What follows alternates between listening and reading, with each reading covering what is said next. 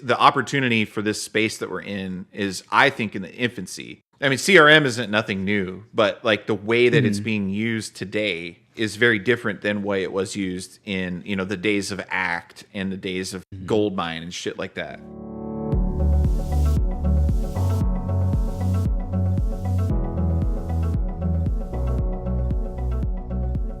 Welcome to Analysis Paralysis. Today we have a very special guest, a guy that goes by the name of Kelsey Bratcher, and we had met in an automation group.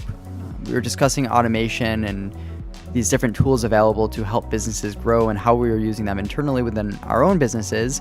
And I saw that he has a podcast of his own called the Get Automated Podcast. It was a no-brainer for us to do a cross podcast here where we both just talk about automation efficiency. We are so on the same page. There's a few differences between the two of us, our core software services. So we specialize in Copper CRM and they specialize in InfusionSoft. So we have some pretty cool discussions and I think things that could be very valuable to many different listeners. So Kelsey, how's it going, man? It's going pretty good, Alex. It's going pretty good. I was actually pretty excited because it's a Zapier group, right? And a bunch of Zapier people, experts, I guess, chatting about Zapier. And I threw out there I was doing a podcast, and Alex had kind of posted, links to his episodes. It was crazy to hear that there's somebody else out there that talks about the same shit that I talk about. But Yep. How did you end up getting in? Like, share a little bit about your background and like why, you're part of the program. And we'll talk a little bit about that. I think it's important because it's a new thing. And I put a lot of value in whatever it is that they're cooking up because I think that it's another way to differentiate myself in this marketplace. Yeah, so I got started about 7-8 years ago, and I had a client in the home improvement space, actually my stepdad's company. And I was just doing some web development for him at the time. I was working kind of in the finance department, and then he was like, hey, we need to improve our website. I'm like, well, I'm not a web developer. And he's like, great, well, I'm going to pay you, and you're going to learn web development. So I use like YouTube videos while going to school, kind of full time, and just figuring out web development. And then from there, kind of implemented a website for my stepdad's company and started to get a little bit better at web development and actually kind of figure out like there's this thing that was like interesting to me, and I kind of fell in love with web development. So I doubled down on that. I'm like, hey, I'm going to start a company around this. I could do this for small businesses, help them out, and help them grow. So I tried to fully dive into this, but I was really an artisan in the space. I love doing web development properly, using all the best tools, the new frameworks, the new code, just all that stuff, and I got involved in the community. Yet my target customer base was small businesses who couldn't actually afford web development. They couldn't afford $5, $10, $15, $20, $30,000 websites. They probably needed a $1,000 to $5,000 website. And there's this really tough cognitive dissonance going on with me where I wanted to produce these $50,000 websites, but I could only get clients that only want to spend a couple thousand. They didn't even really care that much about what I was doing.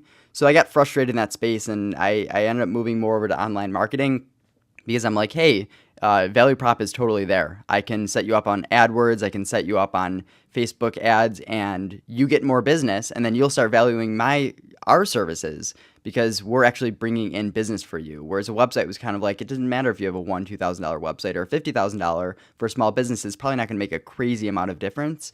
And then from there, I just kind of went on a little bit further. Didn't get many clients. I was only doing like $5,000, $10,000 a year in business as I was getting started. And then I kind of went over to the IT space. So I took these existing clients I had. I started just kind of doing IT support services for them because I figured here's a value prop. Like every company that I have as a client, they don't have an IT person, and it's kind of a mess. So I could be that IT person for them.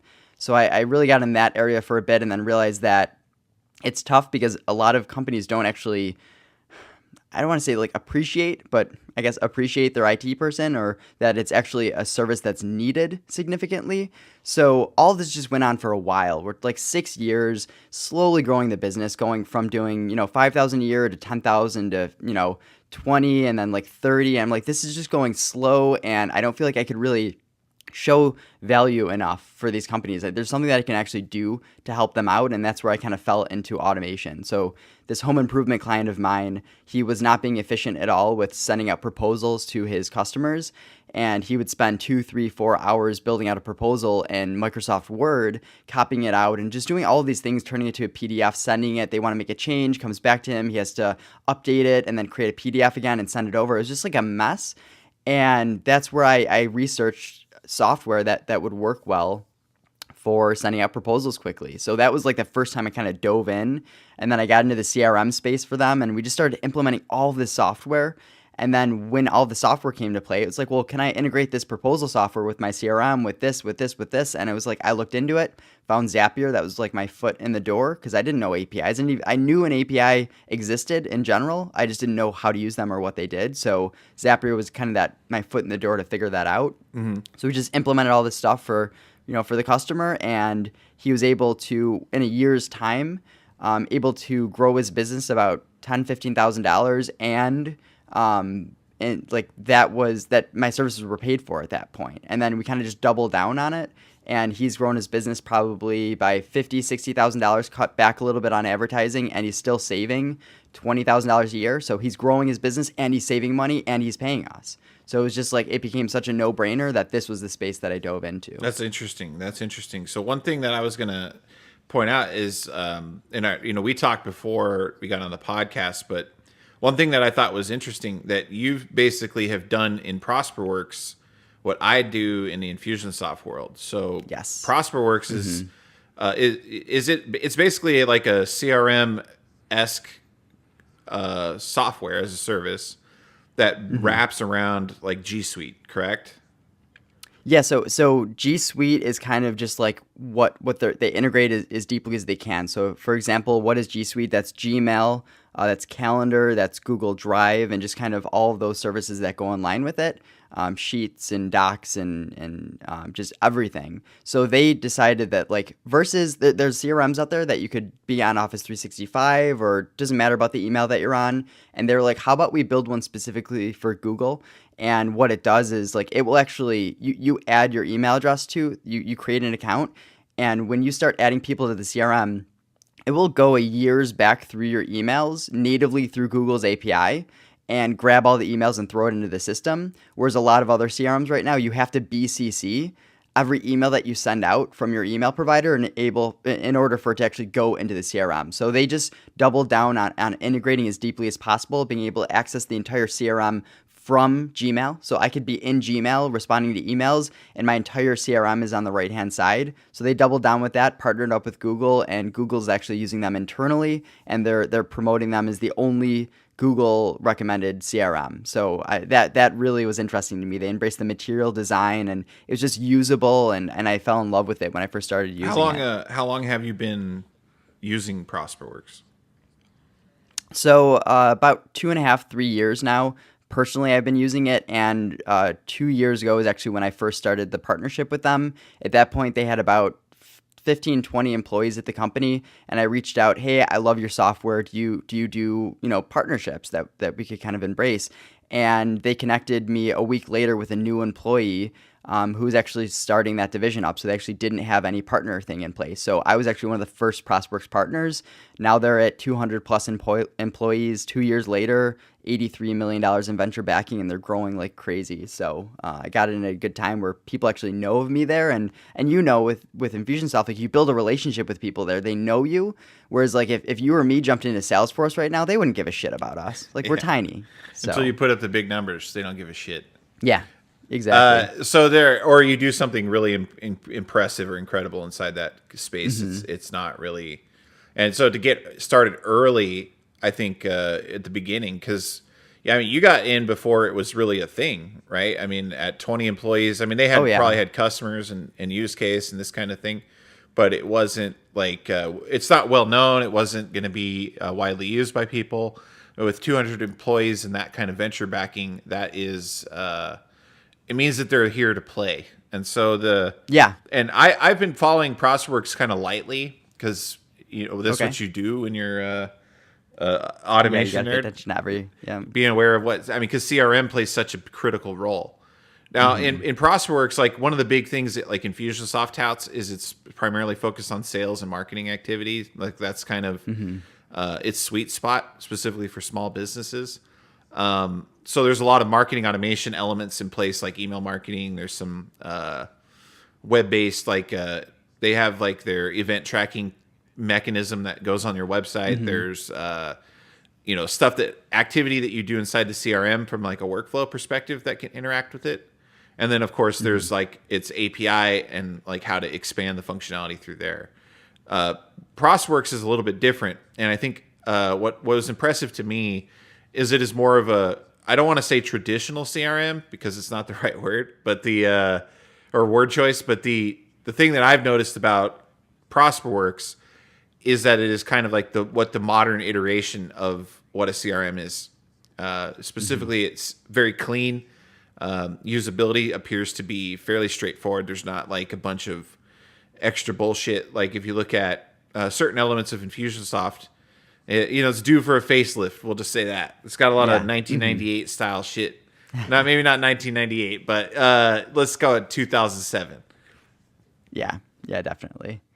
And things move so quick in the web development space that it is crazy how quickly outdated a web app can feel. That honestly, if you're not doing a major overhaul for your SaaS product once a year, once every couple of years, it starts feeling far behind. And I think that's where, to be in the space that you and I are in, I don't know if you're the same way, but like when I hear one of the web apps that I use on a regular basis is getting a massive overhaul, I get stoked. Whereas I know that their average user base gets terrified and they complain. Like every time Facebook is overhauled, like everyone's just this backlash. Whereas I get so excited because it's like, what research did they do to figure out how to improve it? How is this going to make my job easier? How can I do more with this software now for my clients and for myself? That you almost need to have that mindset and love change, embrace change versus, being scared of it. Yeah, there's an update actually happening in the InfusionSoft land. They're getting a much needed overhaul to bring it up to current year status, we'll call it. I am skeptical because I've seen them fuck it up bad in the past. And I hope that it doesn't go that way this time around. I know that from what I've seen, there's already a lot of improvements from I'm a person trying to use InfusionSoft to run my business. But there's like from the power user backend, there hasn't been a whole lot revealed to how that's going to be managed. I mean, there's theoretical shit that's been thrown around, but I've not seen anything. I'm nervous that they're going to sacrifice. We'll call it the term is feature parity. So there's certain shit that is just like stuff that's stupid in the tool. And it just needs to go away or be completely overhauled. And parity is not, you don't want to have parity to something that sucks. You know what I'm saying? Where no, absolutely. If it's a terrible thing, then why would we try to make it? Again? So instead, let's go back to the drawing board and do it the way it should have been done originally. And I'm hoping to see what those things look like. Specifically, like I know in ProsperWorks when we had spoke before, you had kind of shown me what managing a pipeline or sales pipeline with opportunities looks like. It's a Kanban focus. It's very clean. Like it's very specific as far as what information you can deal with within an opportunity. And in InfusionSoft, it's a relic, right? There's a lot of elements that are a relic from before I even got familiar with it 10 years ago. And there's shit that doesn't do anything today. And then there's been new tools that have been implemented, like a quote tool and other elements that specifically have to deal with the transactions that occur. And those don't even fucking work with the opportunities. So it's completely ass backwards. Like it should have been something that when quotes were introduced, the quotes were associated to the opportunity records, or at least the other thing that's a little bit interesting about InfusionSoft is that it is contact centric more than it is like account based, right? So in a lot of CRMs, you're going to have like an account record, even if you only have like one contact attached. It's not like a standard thing, but a lot of CRMs have that, and InfusionSoft does not want. You can have an account or what they call a company record, but it's not. It doesn't fucking do anything. It's just so that's where it's interesting. So for ProsperWorks, it really is built with the mindset of B2B in the sense of you're probably going to be doing business with companies and not necessarily people. But that plays so pretty much like it's almost difficult to create a person without creating a company. You can, and that's built natively in the system. But what's interesting is some of my largest clients and users of PropsWorks are actually B2C companies, so home improvement companies and painting companies, and they just simply don't create companies, and they have to just do a little bit out of the way, or some of the automations that we build have to be like, don't create a company here. So it is interesting that I think there are a lot of tools like what you're mentioning. PropsWorks is built with the mindset of B2B, but it does work. It's so flexible to work in whatever way that you want. And I think, like you mentioned, you don't know the changes that are coming to InfusionSoft. And I think that's one of the things that I've put all of my eggs kind of in the PropsWorks basket, because I've been so involved in their community forums, and they're pulling me in constantly for user experience feedback sessions. They're showing me like, hey, here's stuff that we're working on. We're in drawing phase. Like, we don't even know if we're going to implement this. What do you think? What's your feedback? And I get to give them feedback based on all of my customers, their complaints, and I start seeing these similarities between customers. I could then push it and relay it over to PropsWorks, and then they take that from all their partners and everyone, and then they kind of show like, hey, based on your feedback and everyone else, here's what we're thinking about building. What do you think? And I feel like I'm actually helping them build the software. And I think that's something that's invaluable for me, because it makes me feel involved in the process. Because part of me, I would love to build a CRM myself, build it the way that I feel like my clients need it as. But the amount of resources, like, you'd probably have to throw a few $100,000 to get a minimal viable product that would actually start competing in the market. And that's not what my job is. I love automation. I don't think I should be building a CRM. So this is my way that I could kind of build a CRM in a strange way and be prepared with what's going to be coming out to PropsWorks and keep my clients up to date and kind of relay their feedback and make it so that they actually hear it, versus just saying, oh yeah, we'll pass it along to the team, and they know it's not going anywhere. Right. Now, I mean, don't get me wrong. I get pulled into the user testing shit like that because one former employee status, people that still do, people that I worked with 5 years ago are still there, and they recognize my, I guess, authority in the space. But it's a little bit of a mystery on like what exactly it's going to be like, and that's what part that I find more frustrating this time around than in the past. And I would like to be included in that way, but it just seems like they're not. The thing is, I don't bite my tongue. Like, I'm not going to tell someone how awesome something is when it sucks, and that's I think that sometimes people get their feelings hurt when I talk to them at InfusionSoft. Oh, for sure. But like those are actually the best partners. The ones that will actually speak up and tell them how it is, but still love the software at the end of the day. It's like, I'm telling you this because I love your software. I'm not telling you this because I want to offend you. It's like I'm a parent, and like you're talking to your child. It's like, I'm not telling you this because I want to hurt you. I'm telling you this because I care about you, and I want you to succeed. And I mean, I've latched the past 10 years of my life. All the money that I've earned in the past 10 years is attributed to InfusionSoft, either when I was a salaried employee or, I mean, I even started a fucking business around that tool. So it's one of those things that I have to, I struggle with. But like part of the reason why I started this podcast is I wanted to kind of get out of this space a little bit, talk to other people that are doing shit in other places, like in your case, PropsWorks.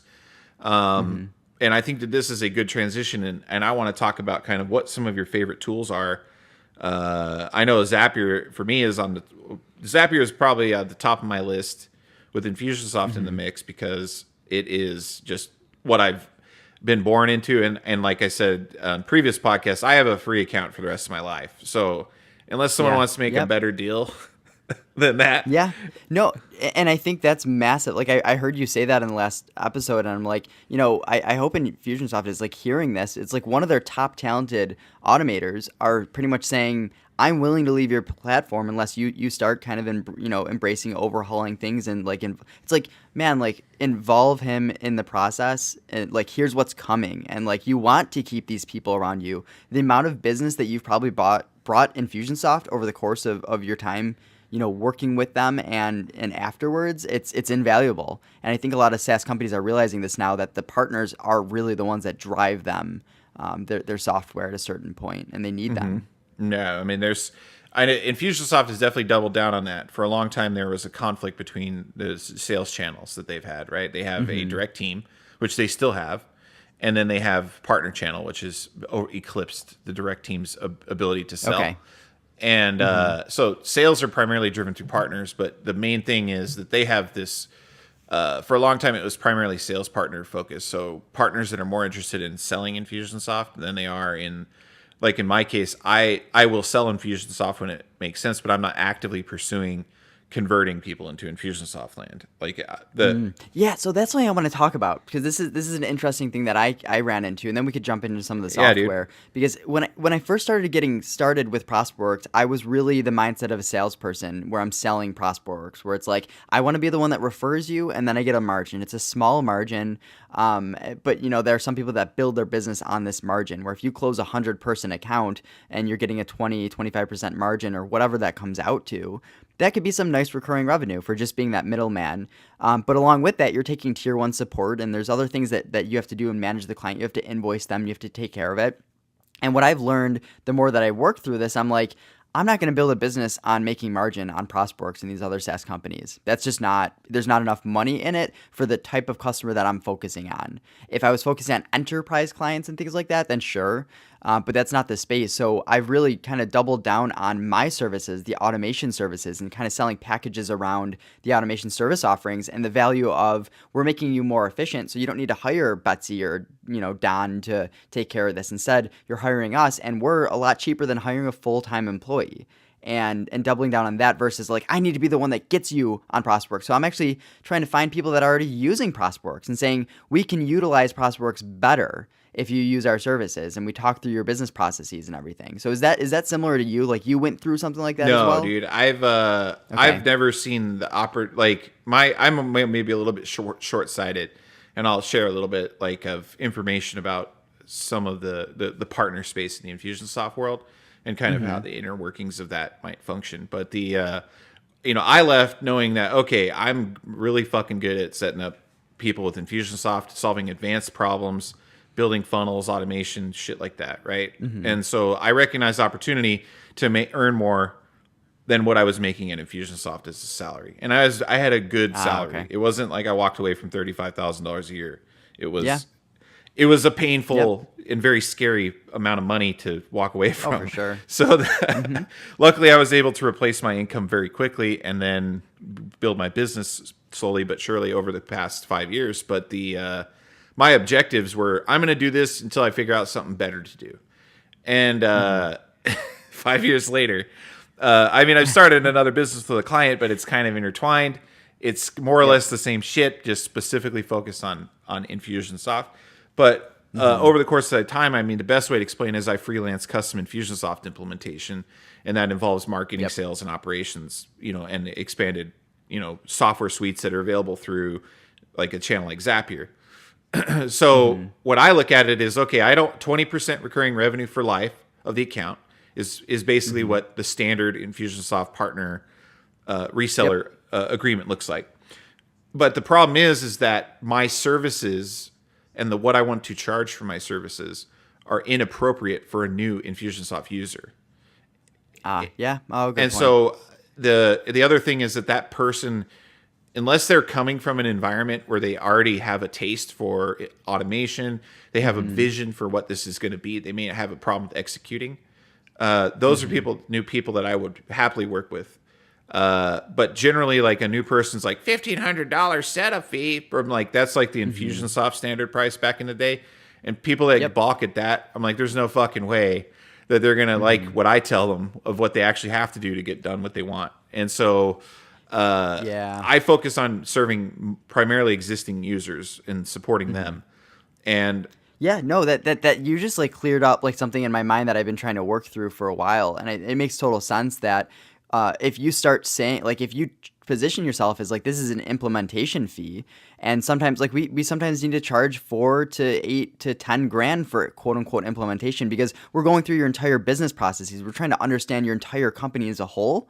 And that's not just a ProsperWorks setup. No different for you. It's not just an Infusionsoft setup, where if they're coming from something that has robust automations, integrations, and these things in place, and they know what they want, it takes time to implement it. And I would love to actually talk with you about how you decide implementation versus, the recurring, because we need to maintain this. There's costs to automations and all of this. Like, how do you decide what you charge a customer? How do you get it across to them, especially when it's like they understand once we set up all these automations and integrations, there's going to be support and maintenance, but some months might go by where you don't even talk to us and you're still getting value, but they a lot of the time I've had customers that are like, it doesn't sit well with me that I'm paying you and I'm not talking to you. Like, that feels weird to me. Can we walk through that? Yeah, I think that's a general concern. I want to take a step back real quick and just address one other element. So I see the opportunity in doing the services in the short term, right? Because it's like you were saying, you do I don't just say a project for we'll just say it's a $5,000 project, right? And so for $5,000, you're getting $5,000 minus cost, whatever. You're going to have some profit in that generally. Yep. Well, probably a lot. But if you look at the recurring model of reselling a software like InfusionSoft or ProsperWorks, et cetera, the payout is for the life of the account. And the average CRM user, like once they're hooked in, they're stuck for a good chunk. They're going to be on it for 2 to 3 years, if not longer, right? Yep. So if you look at, okay, what's the monthly recurring revenue? Let's just say the average InfusionSoft subscription is probably like $275 a month, around there. So 20% of that, what is that? Like 20% of 250 is $50. So it's like 60 something fucking dollars a month, right? But if you sell 10 accounts a month, that $60 becomes pretty nice for nothing, right? And when I say nothing, you're not having to do anything. So I have a recurring commission check that I get every month from InfusionSoft for the accounts that I've sold over my career doing this, and it is not an amount of money that is you would miss it. We'll just say that. Yeah. But there are partners that earn over $1 million a year in commissions from the InfusionSoft accounts that they've sold, which is almost completely passive, because they would have gotten them on board with InfusionSoft and brought them to at least the point in which they stuck around for a certain period of time. Now, there are different use cases, right? There's some people that just want to get InfusionSoft because they like to be able to do the advanced segmentation that comes with the CRM, but then they just want to do email broadcasts, right? They want to send a broadcast email to the top 20% of their customers or whatever their things are. They're not really wrapping their heads around the full blown automation piece. And those people are great, and they're easy. You can find those people, but that's not really who I serve. I'm not. Oh yeah, totally agree. Yeah, and that's kind of the direction that you end up finding yourself in. So where I come at things is I'm looking at it like I need the cash flow now instead of over the next 4 years, and I focus on selling my services as a what's the word I'm looking for? I try to do it as a way of cash flow, I guess is the way. Cash flow is better. So are you charging recurring, like for the automations and things like that? Like, are there packages that you get clients on, or it's really just implementation and they're done? It's a combination. So when it makes sense, like in an automation business, right? And when you're implementing automation, shit can get fucked up, and it needs to be fixed. And it can get fucked up because of users. It could be fucked up because I fucked something up, and I said even API updates. Just there's so many. Oh yeah, API updates. There's problems that the vendor causes. A software update breaks something that was once working. There are servers, other partners getting involved and mucking about with the things that you're.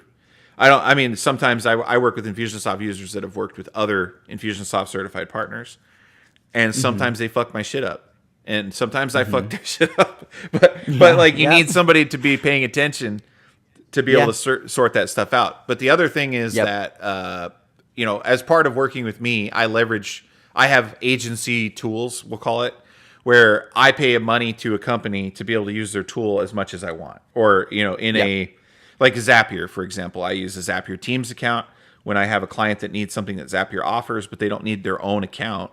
One, because they don't know what they're doing to be able to keep it going. They're not going to be able to get the value that it offers by themselves. So I build the automation using Zapier and InfusionSoft and say G Suite. So I'm not responsible for their G Suite account, but I need to make sure that Zapier is connected to it and functioning. And I need to make sure that it's also working with Infusionsoft. So the opportunity, the thing is I'm building something for you today. You're paying me to do that. In order to keep this thing running, you need to pay me to monitor it, maintenance it, because there are these things that happen. And for the most part, I also bundle in like a monthly call that they're eligible for. It's a use it or lose it. Like I'm not going to backlog a bunch of calls for somebody because they didn't choose to use them. But like I have like a modest fee that I charge for that. And that is to keep things running. If they run their own accounts. Oh, so basically what it is you're using my software. I'm renting it to you for it's not really, that's not really the best way to say it, but they're going to pay me. So like I have a Zapier account that's $150 a month. I have a Typeform account that's almost $100 a month. I have a variety of other tools that.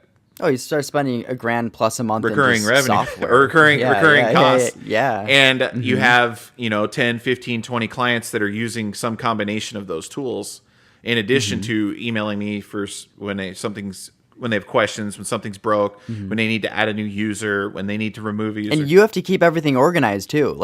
That's also what you're being paid for. You're paying me so I keep your company in my mind, that we know like you want to do something and we can do it quickly for you. Right. If otherwise they kind of fall off the wayside. If it's like break fix in a sense where it's like, hey, something's broken and they're not even like a customer of yours, you have to go in and relearn their entire account to then just make some modifications. Right. So one way to look at it is like this, right? So a lot of HVAC companies, the way that they do marketing is you come in, they do like let's just say, they check out your water heater, and because the HVAC are oftentimes also plumbing, they're mechanical shops or whatever. So they come out and they do an inspection, they fix your fucked up air conditioner, right?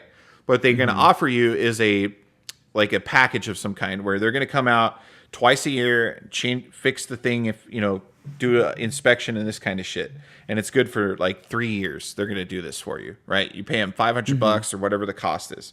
So now you've made it so that what may have been, because in that industry, it costs a lot of money to get someone to be a customer. And it's all timing related. So what happens is they go and they sell these maintenance agreements.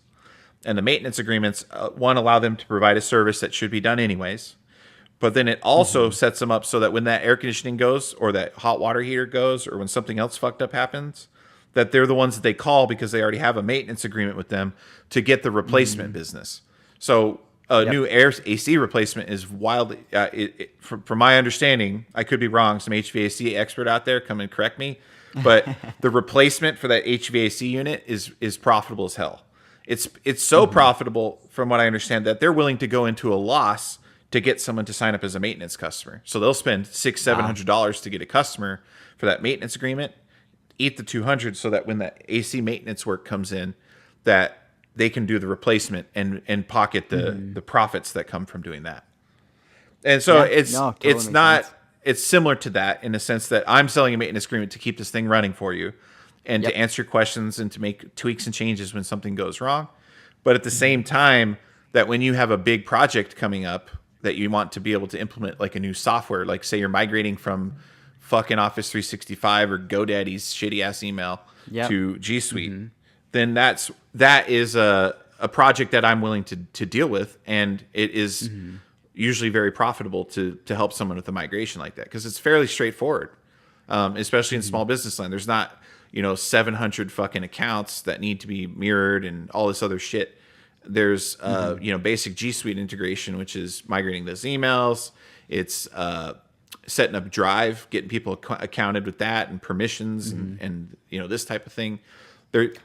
A lot of time goes into training though. Like I think like just project management and training is something that never really hit me until actually I started having some larger clients where, the amount of time you eat up just like showing them how to use things properly. They need to have a customer champion really on their end, whether it's, Infusionsoft or Prosperworks or G Suite or whatever.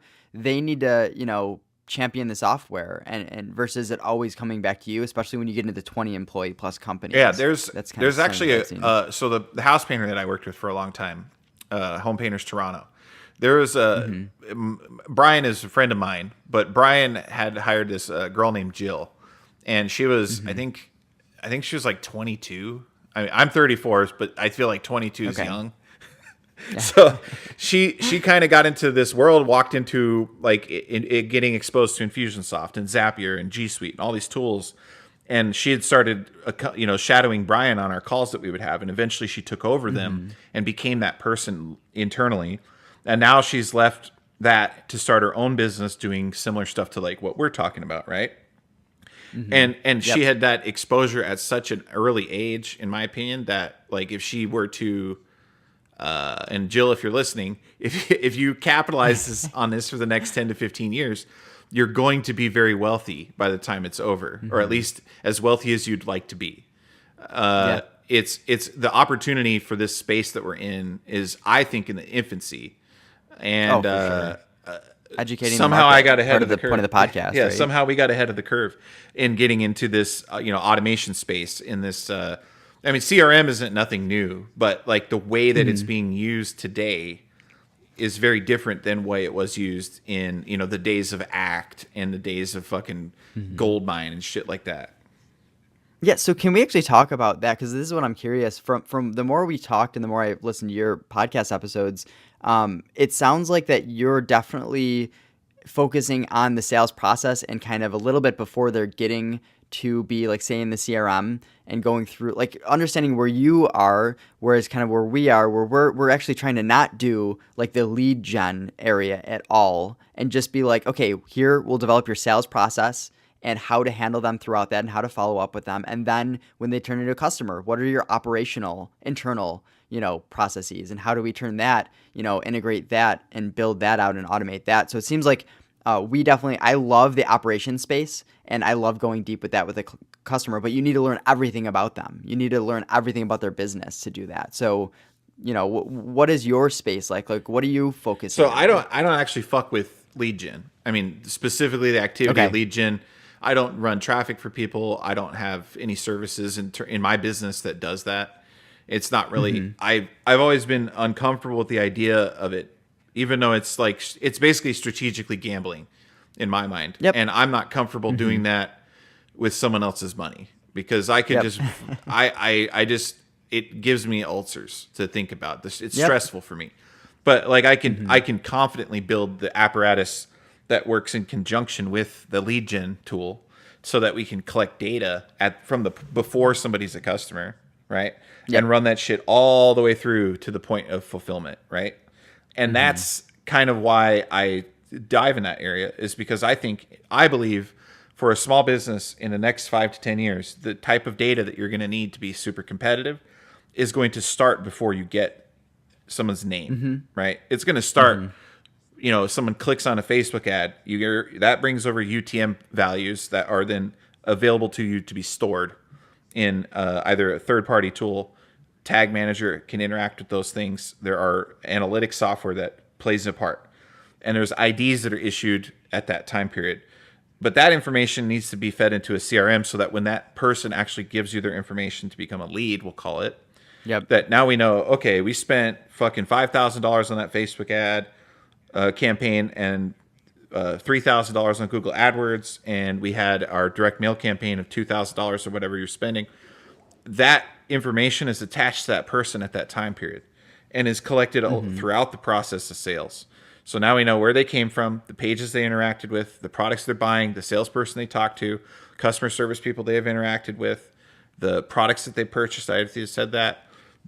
And then the fulfillment, right? So now, like, let's say you're measuring your fulfillment process and your automation. So I believe that you have to start there so that at the end of the game, you have an accurate picture so that in theory, you could say, we had these out of 100 customers that we set up, these 20 had problems. What is the commonalities here? Okay, well, Joe is the sales guy. Joe's a fucking asshole, and he keeps selling these bad deals. We also got them from the shit traffic source where we spent way more money than we should have to make a non-profitable customer. And that's the kind of shit that I like, but it's really fucking hard to do all that shit. So I try to start people with a foundation where that might be the end goal, but nobody wants to take it that far. it seems like in the small business space. So Oh, for sure. I'm working on ways in which the way I implement Infusionsoft, the way I implement a CRM or Zapier, fucking the tools that I'm using, it is with this type of focus on the long game of what shit might look like in 3 to 5 years from now, right? Or next 10 years, is that the data that we're trying to, and infrastructure that we're trying to build will support the business as a long, like all the way through experience. We'll call it, Infusionsoft calls it life cycle marketing, but you have a life cycle of the business where you have where shit's happening on the marketing advertising front, all the way through the sales and interactions that you happen there to the actual, how the transactions occur. And then you have like operational shit of like actually doing things for the customers. Now, Infusionsoft isn't set up to do that operational end the way that other CRMs are. Okay. And that's why I don't have as much, I don't want to say experience isn't the right word. I don't deal with that very often because most of the people that I work with are focused on the sales and marketing aspects of their business. Okay. Okay, so that's interesting. I think that's a big distinction because some of the stuff that you're talking about, it almost makes me feel like that you're actually probably in Google Analytics and things like that, quite often for clients. And I'm actually trying to get out of that area because I was for so long in the web development, online marketing, and I really love some of the idea of actually being inside of the business. And it's like, great, now we have a project. When do we need to actually invoice this customer for this service, for example? And, when does it need to notify the team of what's going on? When do we need to maybe post in Slack or, create the invoice in QuickBooks or whatever you're using? And, when just kind of more internal operations or, hey, once a month we need to reconcile our books or every couple of weeks. How do we get it so the admin person knows consistently, like, here's the process of how to reconcile books to the point where, Betsy, maybe she was your admin person for 5 years. How do we replace her so that someone else could come in and do her job? And you need to have processes in place. You need to have the documentation. You need to have the operations in place. And that's also what we want to help with, like really documenting a lot of that, which sounds like it's a little bit out of maybe what you enjoy doing, which is funny because like I love this stuff and I actually kind of hate some of the earlier on stuff, like, what pages did they visit and things like that. Yes, it's important. I fully agree. Super important. But like there's almost a certain point where you almost need to focus on a specific area. And I think the person you had on the podcast, I think it's you might not necessarily remember like exactly what one it was, but I think the last podcast that you just posted, because I know you're a few Chris ahead. Goodrow? He was more, I think, yes, he was more operations based. Shooting over when it hits a certain Trello card, it then notifies the team in Slack and makes them accountable. Like that's shit that I love. Like I love that. Yeah, stuff, he was coming at it from like a project management perspective, and it's weird that because he's more. I mean, for my knowledge of Chris, he is a marketing person. Like that's his main thing. But like he's doing it from like I've been working with agencies and implementing automation for them, which is an operational element that we're talking about. But if you recall, like that tool that he does is actually used in the sales process. It is part of the sales presentation to sell the customer the shit that they're buying, and then they carry it into the operational side of things. And that's where the really kind of cool shit is taking place. And there's definitely huge efficiencies to be gained there. But I mean, it's kind of like one of those things is like without even trying, I have people coming to me and asking me, my fucking sales process is fucked up in Infusionsoft. Can you help me fix that? And then we go deep into all the steps that are involved. And like you find out that, okay, so you tell somebody's like, yeah, what does this cost? And you're like, I'm going to set up a quote, a proposal, whatever the fuck they send, right? Invoice. And it takes them 2 days to get that shit ready. That's something that you could fix, right? Yeah. You can make it, we can have that shit to you before, it could be ready to be sent to them or in a state of readiness before you even fucking talk to them. If you do it correctly. And so those are definitely efficiency gains, but like I said, it's far and few between that I find myself dealing with those. An example is right now I have a client of mine that I'm in the middle of building an auto dialer for because they're having problems with staying in touch with the leads that are coming in from their website, right? So we need to make that auto dialer be available to make a salesperson more effective, but also we need to associate the data that we're getting from marketing to that information. And there's another system in place that their actual transactions and operations are managed because it's specific to that industry, right? So where InfusionSoft or where the tool that we're using is actually dropped at the time of sale, but we've integrated it so that it's called Launch 27. It's for housekeepers and housekeeping businesses. It manages routes and dispatch and employee schedules and all kinds of really cool shit.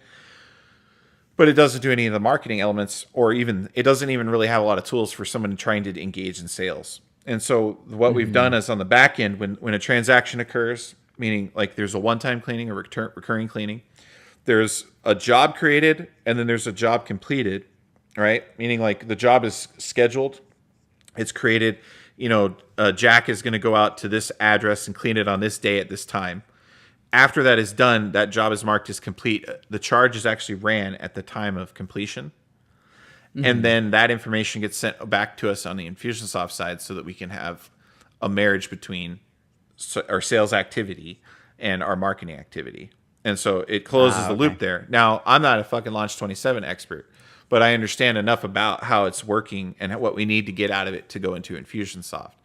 And so it creates the more of a holistic picture. Now, there's some clunkiness to it. I'm not going to pretend like it's the greatest thing I've ever built, but it is it's getting there. And the main thing was stepping into their team got a little frustrated with using InfusionSoft as a CRM for managing the sales process. They were just basically leveraging it for marketing. But the problem was that there was some turnover issues with sales. And so you can't train someone to do sales activities and then also CRM if they're only sticking around for 3 months, It takes some time to ramp that person up. So the ideal situation is we're implementing this dialer so that the activity doesn't have to be trained as much and that the data output from using the dialer is automatic. And we don't need to have a person saying on a spreadsheet the last time that they fucking called somebody. We're instead using a dialer to indicate that this call took place on the dialer at this time to this person. This was the outcome for that call. And we can track that information and relay it back together, if that makes sense.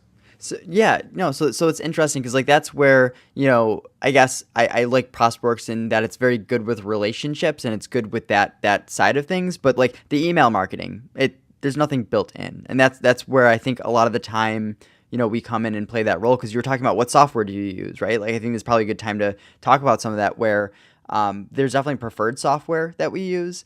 And that's, for example, for document management, there's the DocuSigns of the world. And like we love Pandadoc, for example, because some of it, integrates better with Prosperworks than others. So we're definitely biased towards software that has more API integrations and things like that with the core. Like G Suite and Prosperworks for us is the core. No different than I think, for you, InfusionSoft. And I think it's always G Suite right, for most of your clients? Yeah, I should have had a reseller account for G Suite for the amount of people that I've converted to. Yeah.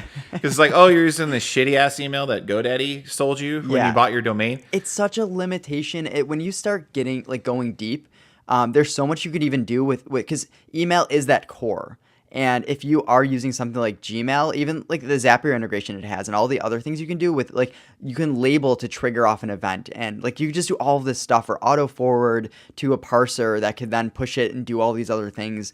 And like it's so powerful that you don't want to skim on email. We're talking about, $5, $10 per user per month, depending on the tier that you're on. And it is such a good trigger system to start off these automations and to keep everyone kind of on track. Well, just take a step back for a second. I mean, just so... You have people that like they start their business, they register their domain, they sign up for hosting. It's all through GoDaddy, and then GoDaddy has a little upsell. Oh, do you need email with that? And then they sell them their shit like two POP3 SMTP 200 megabyte file size limit and you have to delete emails and shit like that. Their mail client, you could choose from 1 to 6, and all of them are terrible. And then it sucks. Spam detection. And then there's like a really poor.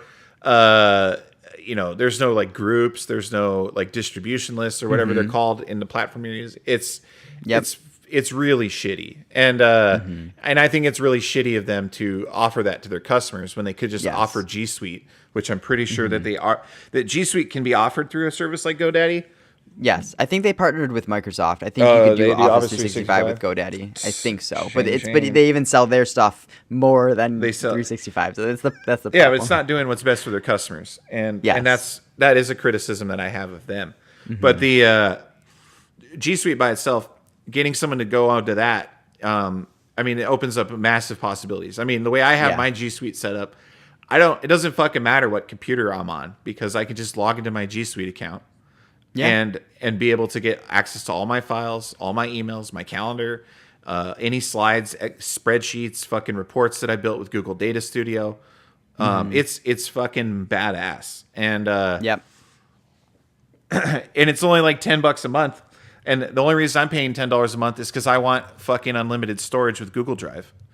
And I mean, I'm already up Yep. to like over a terabyte of data that I'm storing on Google Drive. So it's in the equivalent of like a OneDrive, I think, or Dropbox. You're doing a terabyte. It's not cheap, No. and you're only getting Dropbox. You're not getting fucking the rest of G Suite. And so, And the integrations that comes with, right? for sure. I mean, Dropbox. If people like Dropbox, it's fine. But It is a great service. Yeah, but Google Drive is better. Let's just say. Yeah, I agree. Yeah, it's about with Drive File Stream. Like I feel like we probably both could have agreed before Drive File Stream, it was pretty shitty. That sync client was terrible. It was terrible. The original Google Drive sync client was really bad. Yeah. Because I don't sync the files to my computer. Let me just make sure. Nope. I sync me one. neither, There's one yeah. folder that I sync to my Google Drive, and that is my Zoom folder. So when I when I close the Zoom and I'm like using it for this recording, that Google Drive with Google Apps Script is going to upload that file to that synced file, right? Yep. Then it's going to move it to a different file so that it removes it from my computer. Yeah, And that's great. Yeah, that way I'm not consuming actual hard disk space on my computer. Yep. No, I mean, and I think that's where like some of the IT space that I was in, because before this, when I was doing IT for customers, I would have to install the sync client on everyone's computer, and it would actually have to sync the information because they wanted to use a native drive on their computer, and then you'd run into storage space issues, or Betsy's editing a Microsoft Word document while Bob is and Jim is, and it saves and it overwrites, or like the sync client was just a mess. So that's where it's like, embrace the Google ecosystem, use Docs, use Sheets. I understand Sheets is different than Excel, better. but like Sheets has APIs, and I think it is more user-friendly in many ways. Yes, there are certain things that it's missing or different than Excel, but you can figure out how to do it. And it's like, at the end of the day, the integration and the API that Sheets has that Excel does not, like for us as automation experts, like that's where it's invaluable. I mean, if you're in the Microsoft world and you're doing Microsoft shit, Excel has a lot more functionality that works with their tools, right? And then you do get VBA, like macros and shit like that, but like you get Google Apps Script with Google Sheets, and that. Hey, did you see Sheets just came out with macro functionality? did. You can literally just do something, record it, and plays it back. No, I'm saying beyond macros. Like you record the macro, right? That's fine. That's cool. But like I'm talking about doing VBA script to do the equivalent of what you can do with like Google Apps Script. Gotcha, And so like gotcha. Yep. instead of like, I mean, I'm more comfortable with JavaScript than I am fucking VB. I mean, same. the last time I used VB was in my fucking sophomore computer class with Mr. Walmsley, and that guy didn't know shit about fucking VB. So like, Poor guy. it was. I mean, I learned Google Apps Script. There's actually a guy that I bought this. He's like he teaches. He has a courses. His name's Ben Collins. I want to get him on the podcast because he's a fucking badass. Like he used to do like forensic accounting, right? So he was like a badass in Excel and then Google Apps or G Suite. Well, he makes these dashboard courses for G Suite and like an introduction into Google Data Studio. And then he just had a webinar yesterday that I haven't watched. I registered for it, but it's for like advanced use of the query function in Google Sheets, right? Oh, okay. And the query function is like basically a SQL style query for your sheet. So it makes doing things like, let's say you have a big ass list of data, right? Let's say 10,000 rows and say 15 columns, right? It's a shitload of data. And you can use filters and sort and do that kind of shit with the built-in functions. But the query function can let you preset those things and show you maybe you only want to see 4 of those columns, and maybe you only want to see the rows that contain a certain value, and that's all you want to pay attention to, the query function is a way to achieve that. It's also a way to like filter down the lists, and then even more badass is that you can have one Google Sheet, right, that has your data in it, and you can have another Google Sheet that queries that Google Sheet to get that information. Okay. So it's pretty powerful. The only time I've run into issues, like I actually had to get fucking Microsoft. I hadn't used a Microsoft product in 5 years since I started my business. I've been on Apple computers, and I'm doing everything on G Suite, pretty much. Any kind of business work related, Word docs, shit like this, or not Word docs, just docs. I do all that shit in G Suite, so I don't need fucking Microsoft products. But I had to deal with some giant ass fucking spreadsheet, dude. And there's 2 million cell limit in G Sheet, right? In Google Sheets, there's 2 million cells, and so you can do that in Excel. It's not. I'm not saying you should or why it's good, but like you can deal with a large ass file a lot better than you can in G Sheet. But what you do in Google, I mean, my employee Brandon is adept at Python, and so whenever we have a massive CSV, we just have him break it up into 4 equal chunks or 5 equal chunks. And deal with it through there. It makes it a lot easier. And I'll say like the scenario is like, how many people have you migrated into ProsperWorks? Yeah, I mean that's I'd say 60% of our clients are not using ProsperWorks, so it's been a migration. You migrate from something, right? Yeah, sometimes really old stuff with terrible exports. Yeah, and you're having to basically join a bunch of databases together, kind of thing. So in that situation, typically dealing with an export from another CRM, Excel has more function in terms of dealing with file size than what G Sheets offers natively. And I think that could be overcome if it wasn't a fucking browser plugin or like a browser tool. Like there's actually like It's a blessing and a curse, though. Like that's like the fact that you can access it from any computer, anywhere, like whatever. The idea that like I have a Chromebook and I don't need to have any software installed on it and I can do my work. But yeah, now there's a limitation. The fact you don't have a piece of software installed that could handle a massive spreadsheet, like blessing and a curse. Right? Yeah, I mean, I've learned command line shit, and I know command line functions to deal with large data sets. And that's another reason why I'm on a Mac, because you have a Unix command line to fuck with to really giant ass files. And you got the same. Do you got command line access on Chromebook? Oh yeah, I mean it's built on top of Linux. Yeah, I figured, but I didn't know if they like lock you out of that or. No, you can access some stuff with that. Like you could even install Ubuntu and like dual boot into Ubuntu type thing. Can you do like virtual machines? Oh, we're getting fucking deep in. Yeah, no, you can. Yeah. Like you can have a virtual Ubuntu environment and just like literally command line into it and boots up. And you could just. We're getting a little too deep into when you start command line jargon. Yeah. Let's get back on track. But the idea of is, you don't need that shit. So G Suite. I mean, I'm a huge fanboy. I got into a little bit of a Facebook debate over privacy related elements. I guess Microsoft has some compliance advantages over G Suite, like especially like in a larger scale business or certain industries. It's kind of like a de facto, like you have to use this because it's the only thing that provides the security layer that they need or whatever.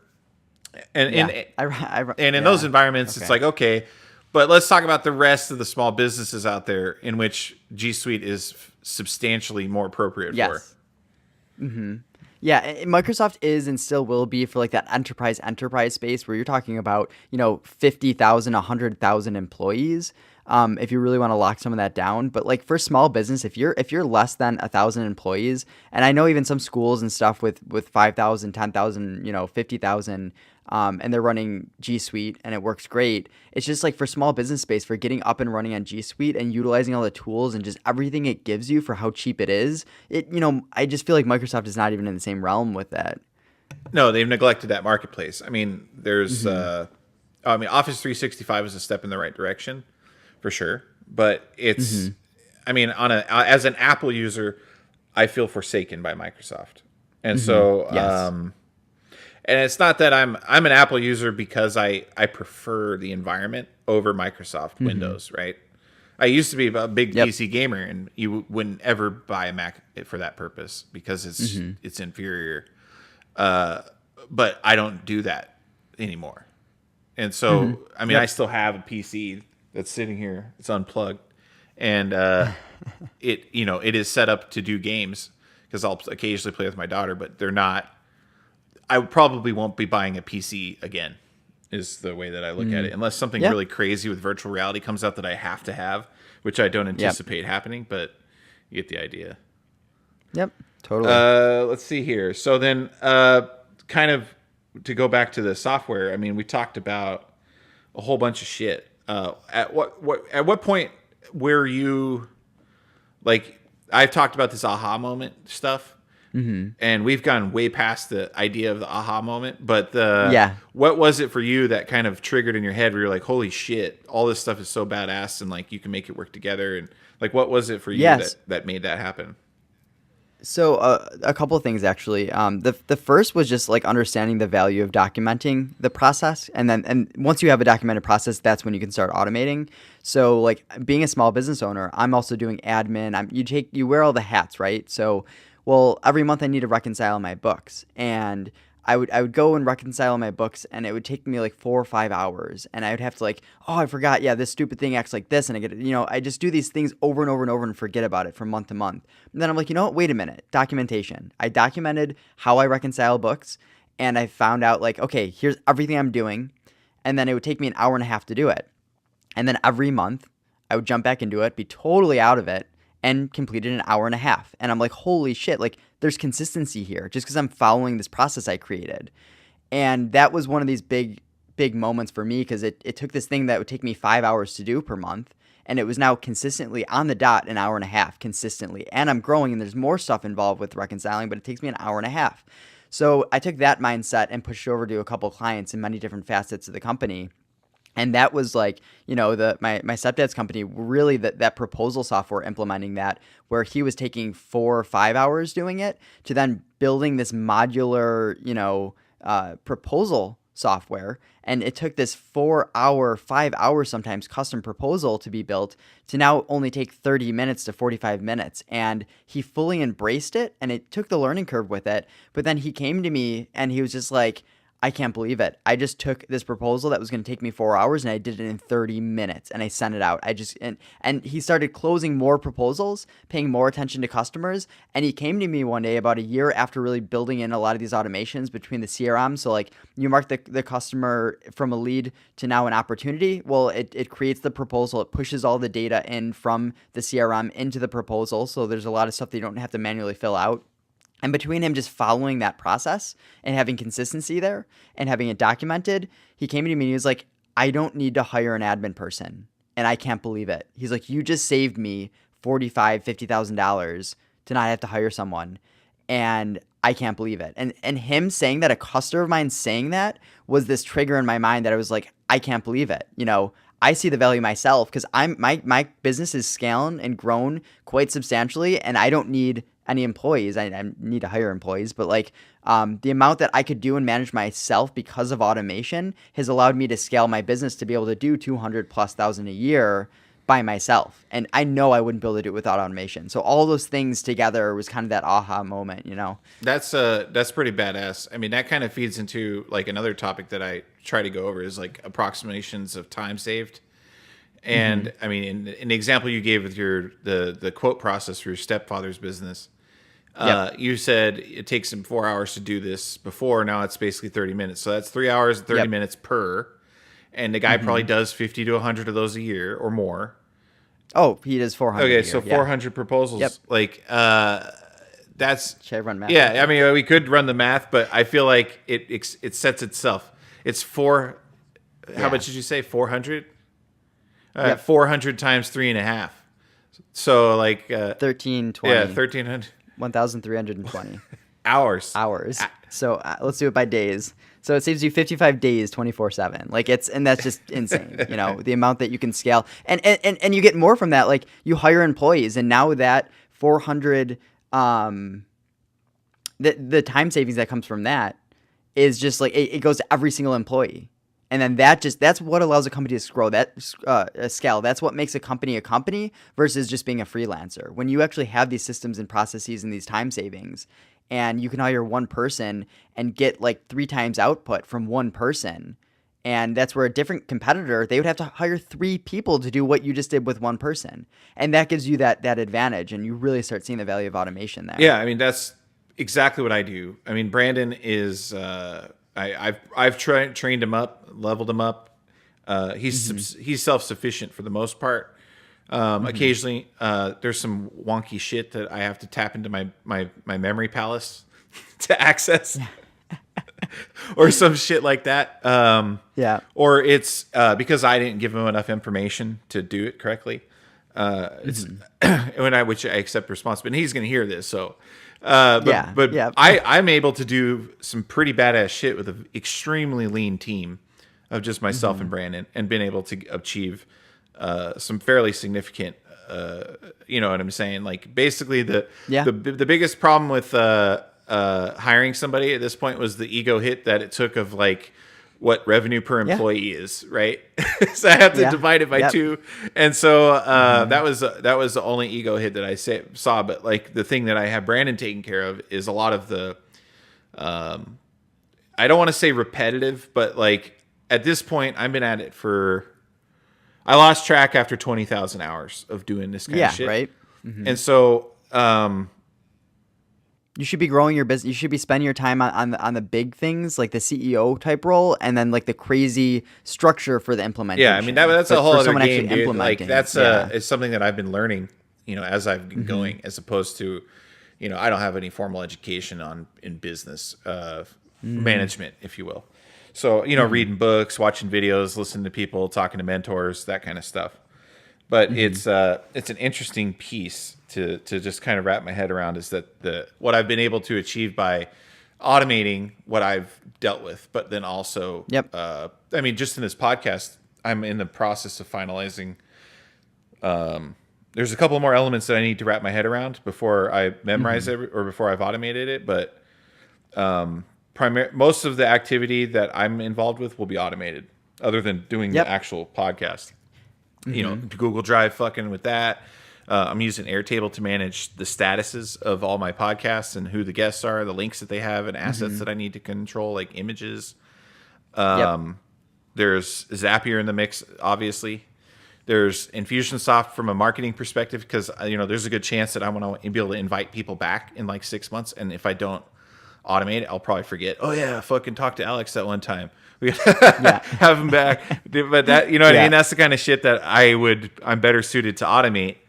And it's freed up a shitload of time. And because, you know, you beat yourself up. I don't know if you do this, but I beat myself up pretty bad sometimes. And I don't take a moment to reflect on the positives or the and like, if you think about, oh shit, like I fucking did that, you know, that's pretty badass for that, either for myself or for my business or for you just take a step back and like appreciate what you built, you know, and it's you don't do that very often. Well, I mean, this is another thing, dude. I mean, before I got Brandon, before I had really wrapped my head around automation, I was working 70, 80 hours a week for fucking 2 or 3 years. And I still work a lot, but I'm not working 60 hours a week anymore. I could be, but there's a point where you realize it's like, all right, if I work 50, I can work 50 to 55 hours a week, but I need to allocate this time for my family or for my loved ones, right? And I need to do this for myself. Otherwise, my head's going to get fucked up. Like your headspace gets all busted when you just grind too hard for too long. And for sure, you get burnout. And then a lot of people that I care about in my life have, specifically my father. I'm not going to go into too much, but I watched when I was a kid, dude. My dad worked 3 jobs. He was a pizza delivery man. He delivered the newspaper, and then he had a primary job. And my mom didn't work when I was a kid, so he did that to provide for the family. Support. But the guy was working nonstop. Like, he would basically work and then sleep, and that's it. Like, I would see him maybe once a week. And that work ethic was insane. But, like, you know, the guy went through it for like 10, 12 years. And at the end of it, you know, he had neglected himself. He had neglected I mean, he wasn't in a good spot at the end. And, when you're burning the candle at both ends, someone might challenge me on that, but like, I'm not trying to destroy my life for my business. No, I agree totally. And I think that's where automation could really come in and help you with it, because it's like I track my time obsessively. Like I'm really bad with it because I'm curious like where I'm spending my time, what I'm doing. But the thing that I do is I only track it when I'm actually doing something. So that doesn't account for, me taking a shower and I'm thinking about something in automation that has to be worked out through a client. Like that's me working, but I'm not tracking that time, for example. And when I look back at how many hours I work a week, actually hard hours that are worked, it actually surprises me because sometimes it's like 30, 35, but then it doesn't actually, it doesn't actually take into account the 100% of time that is going into thinking about these things and problem solving when you're sleeping. When I wake up 50 times a night and I'm actually like problem solving at night and I wake up from it. Like that's the stuff that you don't account for. But at least automation is allowing me. So hard hours that have to go in per week is not a crazy amount for me. But for maintaining the company, for growing it, for doing podcasts, for doing things like this, yes, it takes up more time. Yeah, but I mean, just the example of this podcast, right? Like I enjoy doing this, and for me, it doesn't count. It doesn't count as the work, right? Nope. Like in my mind, I'm saying like I was doing 70 to 80 hours a week of shit that I hated.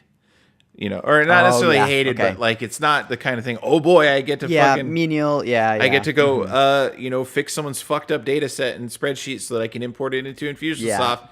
That wasn't the that's. You could spend less time working on big problems and get more out of it. And you just automate the small stuff or you delegate it. Like that's exactly what you're doing with your employee. You delegate that and then you automate the lower level stuff. And it's crazy what you can actually spend your time on at that point. Right, for sure. And so there's this is going to go blend well into the next topic, which is kind of like an automation horror story or system horror story. Yeah. And you knew it was coming. So, do you have anything that you've observed or been a part of that just kind of went completely fucking haywire?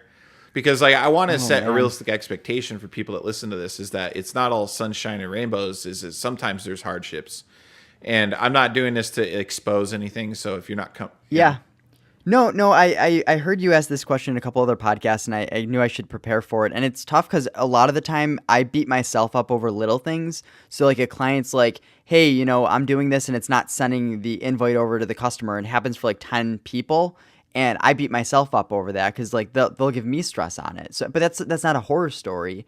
I guess maybe learning curve that's come from that's in a way has been a horror story. I've used like the native domain name for some companies to do mass email marketing. So sending 3,000, 4,000, 5,000 emails out and them essentially kind of ruining their main email you domain. burn their reputation versus like, yeah, like no. You got to use like a subdomain or a totally bunk email address. We call them doing throwaway outbound domains. For the people in the know of, we'll call the most politically correct word for it is cold emailing. You use a throwaway domain. Don't use your money domain. No, but like that's stuff that you got to learn by doing this, because when you start automating, that's where stuff scales like crazy. I've had scenarios with one of my clients where it's just like we're dealing with 4,000 or 5,000 records that are being pushed over to the CRM, and forgetting or accidentally matching the wrong ID up of the data that's being pushed over. And like for 5,000 records that get pushed over to the CRM, now you have like the wrong information in there because you accidentally just had the wrong thing in the API, or like that happens all the time. And you have to go back and like manually go through or try to do a bulk upload if you can to bulk edit, but sometimes you can't, where maybe you have to go through 50 or 100 or 1,000 things and just update them. And like that happens all the time.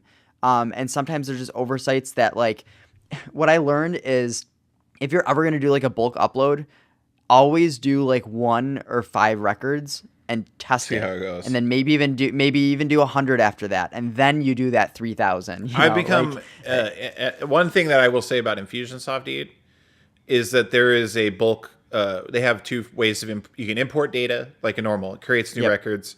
And you can map a system key, a foreign key from another database on the back end, right? For all the records that you could be importing. And so that foreign key is also mapped to what I do is because that's invisible to that. You can't access that without API. So what I'll do is I'll dump it into a custom field that is going to be temporarily used to maintain the structure. So that is the import process. Well, what if we need to append a bunch of data to those contacts from like a separate table or a spreadsheet that is from a different object of the other CRM, right? Or maybe it's whatever. They have a modify records tool, which allows you to map either the infusion ID or foreign system key. And so you can also, if you're clever, you could do it off of other record types as well. But like in the beginning, for sure, dude. I mean, that's how I used to do it. But I've gotten in InfusionSoft land, I know exactly how it's going to work. And I do all my checking beforehand through, I do like a sanity check in Google Sheets with like a VLOOKUPs and, well, an array formula and VLOOKUPs. We'll call it that. Yeah. Oh, and that's where, a horror story like what we've dealt with is when you're manipulating the data in, say, Excel or Sheets or whatever before uploading it. There have been times where, we've been filtering stuff and whatever, and you edit stuff, and then you go to bulk upload, and it's like the email address is not aligned with the company, is not aligned with the name, and then it's in the system, and then maybe even you do some mass email marketing from that, and it's like the totally wrong person. God. So like one of the clients, like their MailChimp campaign that had like 20,000 records, like you'd get an email and you'd click update my subscription, update, whatever. And the information written in there is not your information. So, that was pretty rough because that was like a 20,000 record thing. That's it. I mean, I've been there, dude. It is dangerous manipulating data in a tool like that because there's no guardrails to stop you from, you're about to change that to a fucking integer. There's no, that's not a string. No, there's nothing to stop you. It just does it. And so, sorts and filters are dangerous if you're not cognizant. Like a newbie will just sort they'll sort a spreadsheet by just sorting it, and they'll sort like a section of the data set, or they'll sort without a header. Not all of it. They'll sort without a header row, or they'll sort, and it's like, this data is so fucked. Like, what's the first? Show me the first file that you did this from. And then, okay, here it is. I'm like, okay, now we have to fix all that shit. And so, And I think that's normal in this world. And I think that's where, an area that I don't want to be spending as much time in. Like I want employees, or like you can hire a data analyst, or, someone that's used to working with databases and manipulating it. And you should be able to run queries and strings through a database to manipulate data versus doing it in Excel. And you will have much better results. But you need a programmer at that point. For sure, dude. For sure. I mean, it's definitely a discipline that I respect highly. Mm-hmm. Oh, for sure. And I aspire to be good at it one day, but I feel like it's not worth. It's fucking sweet, dude. Like data shit is fun, but like I feel like I missed out on a chunk of schooling that would have prepared me, for that type of thing. Like I should have taken some more statistics classes. I should have taken some. Some kind of whatever business data fucking class. I mean, now they have like, job function data analysis, data fucking scientist, these types of job functions. I don't want to go that deep, but I definitely want to be in a position to be able to understand what's going on, right? Well, like even if you hire someone, you want to know what they're doing. Well, you want to be able to, like, the way I look at it is I want to be able to engineer the creation of the data, right? When I put together a process in InfusionSoft or with Zapier, I want to be able to create the thing that auto generates this data. So it shits out, different elements and parts that can be put back together by that person and or myself to some extent, right? Like, here it is. This is all the information. Here's some things that I found with it. But if you really wanted to tune it up, you would take it to a pro. Yep. I met this one guy at a party one time who he had graduated at ASU, and that's basically all he did all day was dealing with data. And like I got to pick his brain for a little bit because he was doing some shit with like cryptocurrency and like analysis of like social media sentiment and some other crazy ass shit. And it was really interesting to hear him talk about like how that kind of thing works. And so he's dealing with R and Python and all these data science related. Yeah. To try and map out the psychology of like what tokens are people positive about and negative. And you can start like day trading based on that attention. Yeah, and that's kind of what It's wild. he worked for a company Yeah. that's kind of what they did. What we've fucking brushed over a shitload of different topics. Yeah. But like in your business, what is your core tech stack? I mean, we talked about ProsperWorks and G Suite, but like go into a little bit more depth about some of the tools that you're using, because you turned me on to some new stuff when we spoke earlier, and I kind of just want to hear, because this is how I learn new stuff.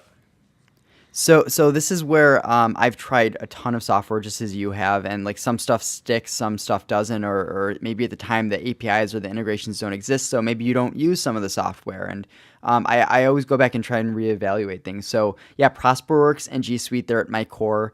I'm using Harvest app for time tracking and invoicing, but I also use QuickBooks Online. So for my accounting side, because accounting is different than what you'd be using Harvest for. And then sometimes I'll invoice people through QuickBooks Online, because you can do ACH transfers for free, versus Harvest, you'd have to use PayPal Business for 50 cents or credit card, which is going to cost you quite a bit.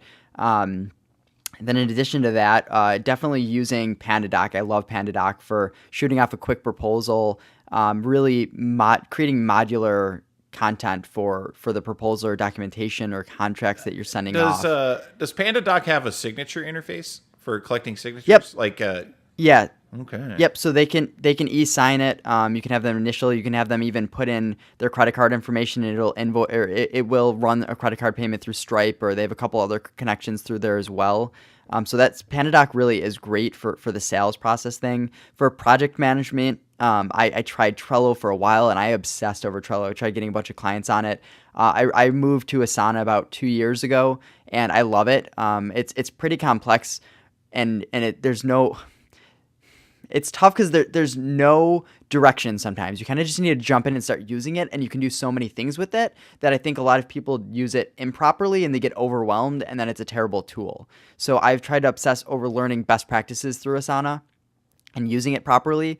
And then, a help desk. I believe truly in having a separation between your email inbox and what you're using for a couple different things. So I have a help desk that I was showing, Kelsey the other day, that I even have my email newsletters going to my help desk in a separate mailbox, so it doesn't disrupt me, because I subscribe to a lot of newsletters. Your newsletter, your podcast, I'm subscribed to it, but I don't want it to be in my mailbox, because I could be working on responding to some client stuff, and then I get this newsletter that pops in. It just changes your focus. And so I try and segment it. So I have like a client folder, a newsletter. I have status updates for like when software comes in saying, hey, this software is down, Zapier is down, ProsperWorks is down, the API is having issues. I get alerted, then that pushes over to Slack. I love Slack.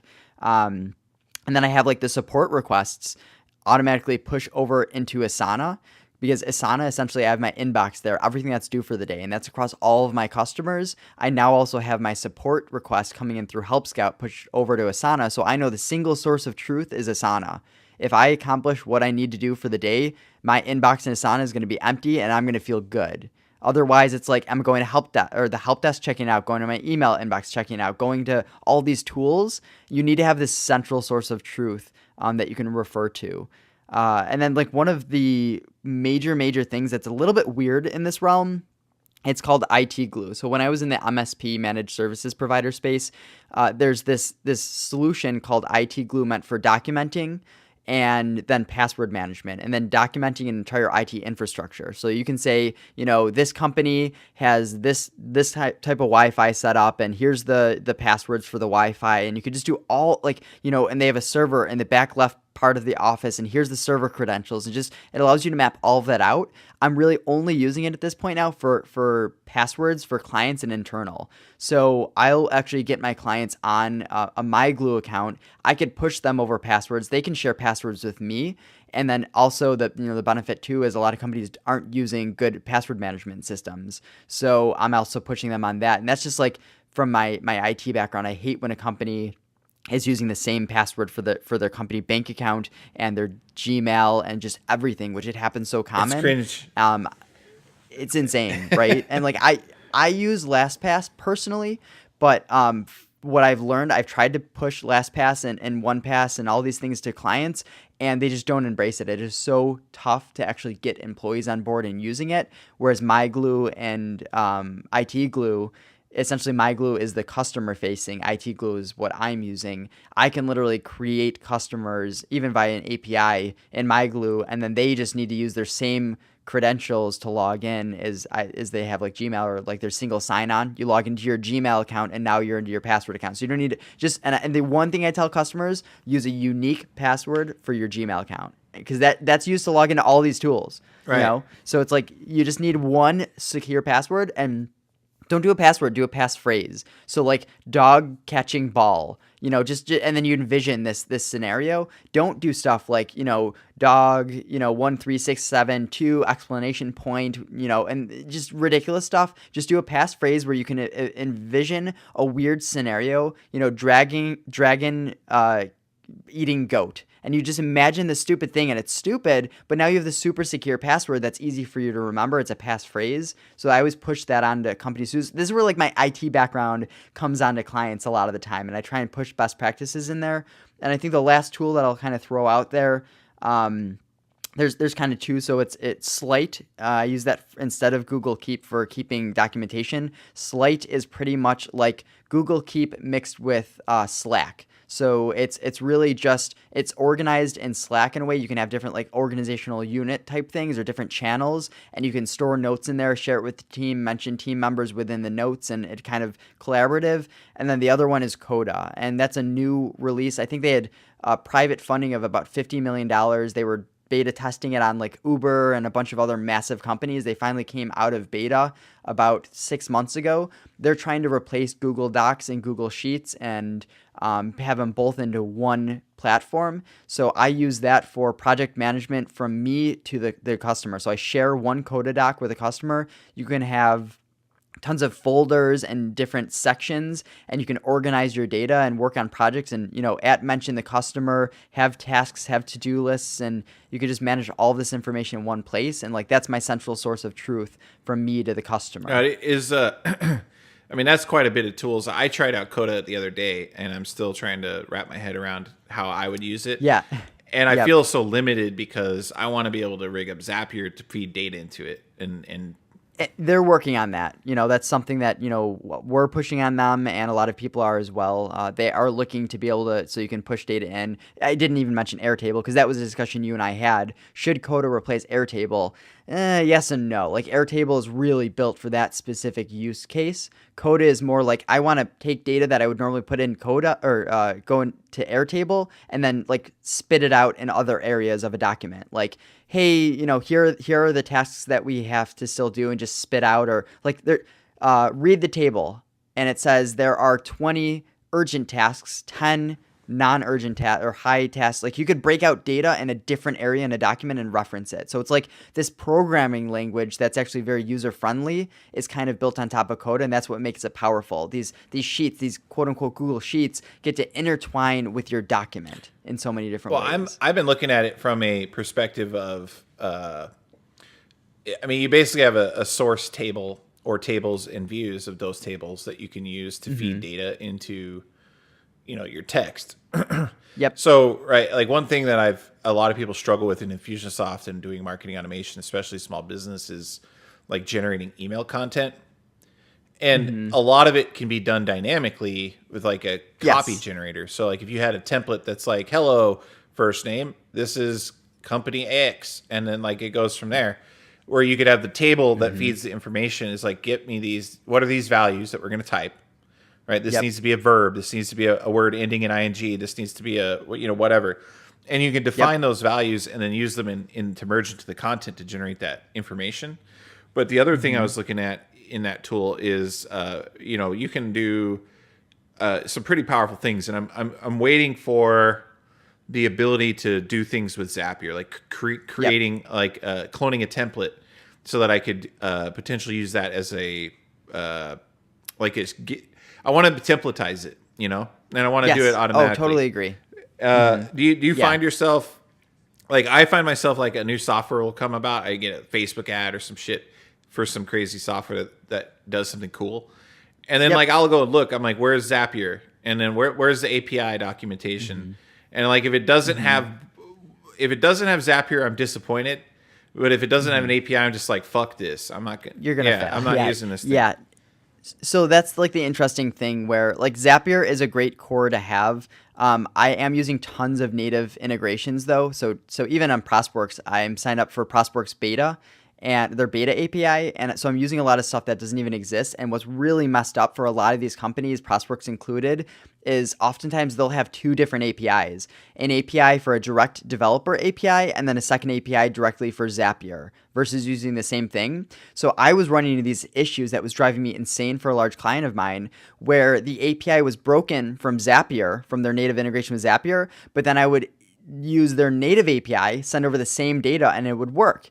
And I would just be rolling my mind, like, what is going on? Like, I swear I'm doing this right. I contact Prosperworks, and I've reported these bugs, and like, oh, sorry, there's a bug in our Zapier API. And it's like, you've got to be kidding me. So I can't even debug because their native API is different. And I learned now that they just brought in someone from Salesforce, an employee that's been there for 10 years. They're totally reworking the API, where their internal API, their development API, and their Zapier API is all going to be the same API very soon. So that was something that I learned that like it just kind of took a step back where I'm like, you know, these companies not only need to have APIs and not only need to have Zapier, like they need to actually have a single API that works across the board because I debug. I don't know if you use it all.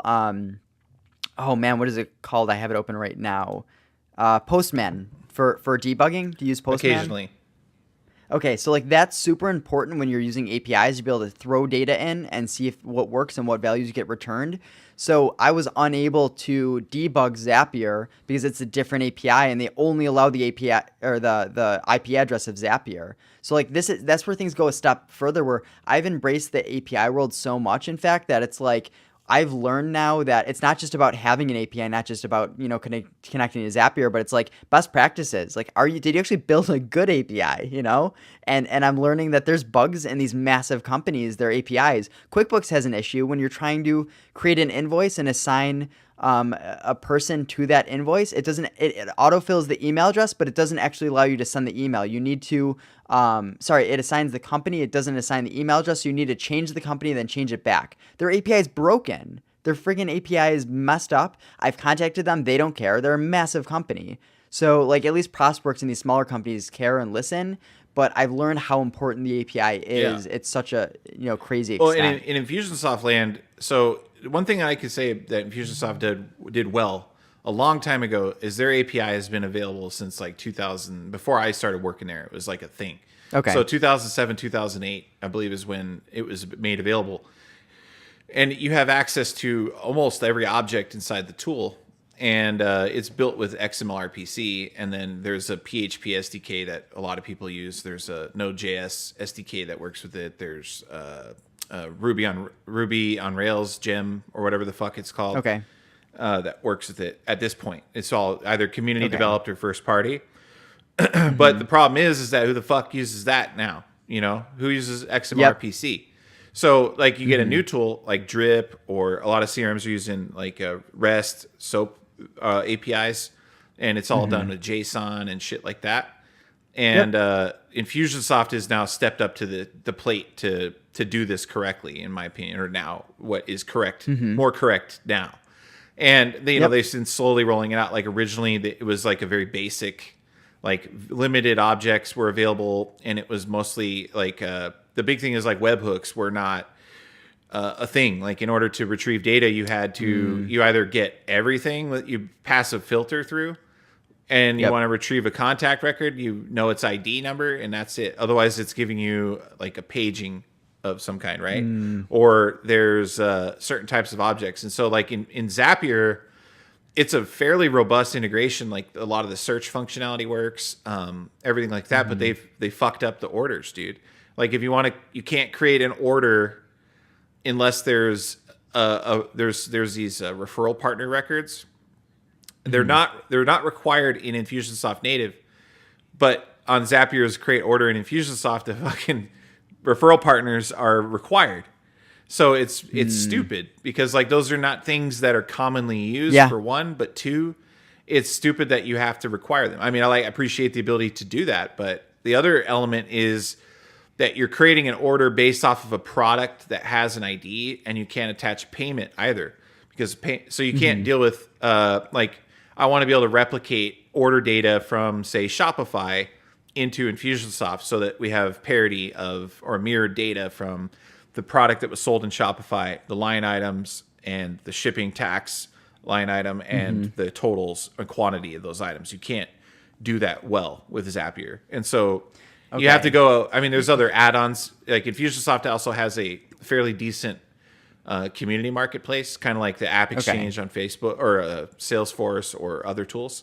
Shopify. Whatever, yeah, it's not as good as Shopify's for sure, but it is available that, you know, a lot of community developers have built software specifically for working with Infusionsoft.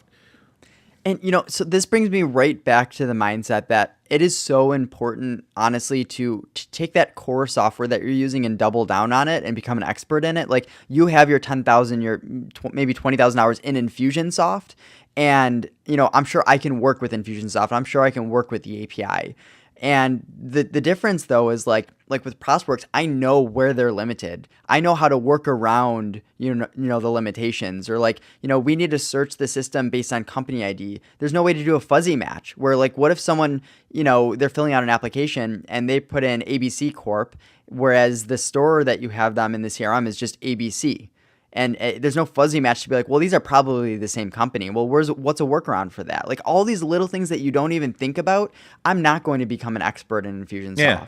And, you know, and so there is still value to really focusing down on your core. And then from there, it's like, I don't care if you use DocuSign or Pandadoc. Like, the things that complement it are great, but I think your core, like G Suite and whatever CRM or whatever, we can always just broadly say CRM because I think that's kind of what these are. Yeah. Is like, you need to be an expert in it, I feel, to truly give value and to truly be able to do crazy things inside of the system. For sure. I mean, that's where I hesitate to move into a new platform, because in order to get to where I'm at, I mean, that's a substantial time investment that I could just double down again in Infusionsoft land and defer to the, you know, if someone comes to me for Prosperworks shit, you know, I just send them to Alex as opposed to vice versa, me trying to become a Prosperworks person. Unless I was to move, like I said, I mean, Infusionsoft gave me an account for life. So unless somebody's willing to beat that, I'm not trying to. But it's funny because it's almost like the cost isn't even a crazy amount. Like for you to put in the 10,000 hours into a system, and not only that, like you have to kind of risk it with clients. Like you'd actually have to take on a client, understand, oh, they have a very unique workflow that we need to work through. And then you're going to go through, you know, very bizarre edge cases. Like I've gone through weird edge cases for very bizarre clients that I'm probably never going to have a client like this again. But like I learned something from that process that I'm going to use for a different company. So it's not only just like jumping in and learning it. Like you need to have clients with very weird use cases to learn limitations in a system. Oh, absolutely. I mean, that's the first 5 years of doing Infusionsoft, they had this on-site setup. And I was the guy that did that for a good chunk of that time. So when someone wanted to pay a lot of money to get Infusionsoft up and running quick, they'd fly out to Arizona. They'd come at the Infusionsoft building and sit with me for 2-3 days, and we would just grind hard on their business. I'd have them writing emails and doing all kinds of shit like that, getting me passwords and access to accounts that I need to have access to. And then I would be implementing Infusionsoft. And so wild. You're, you know, having to do this shit in real time. And a lot of people don't have the brain for that. Like they get burned out like 2-3 hours. Oh, yeah. And they're just like, I don't know what you're talking about anymore. It sounds like they're drunk. And you're not the limitation. It's the client that's giving you the business process, the thing that needs to be done. And like, so you don't get burned out sometimes, but like when you're working with someone, like them getting burned out means you got to stop. And so you got to stop. I mean, you can continue to work on the shit that you don't need them for, but a lot of times when you're approaching it like, let's bang this thing out, guys. 2 days, 3 days, we'll have it done. That's you're like, I don't think you can do that, dude. Like, you know, you don't strike me as someone who can hang.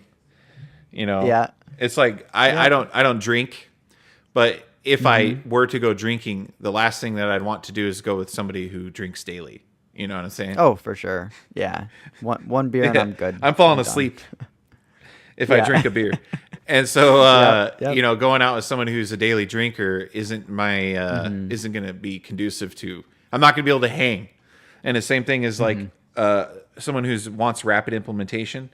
I'm like, I'm not the bottleneck in this. It's going to be you, and your brain's going to be fucked up after like 2 or 3 hours of doing this. You're going to start showing signs of that you're struggling. And well, so Here, look, flip that for a quick second. Because have you had any very highly technical clients of yours that are actually they are willing to put up the 2-3 hours, and it becomes like it's almost more I just do difficult consulting in that way as I do well. consulting in that situation where I'm not actually. Okay. Well, I might, like, while we're meeting, I might demonstrate something or show them a concept that, or explain a limitation, but I'm not going deep. I'm available as a resource to answer questions more than I am like in charge of their implementation, because they have, and some people have the resources to be able to do really good shit, and they don't need me for that, and nor is it not worth them to pay me the money that I want for what I do.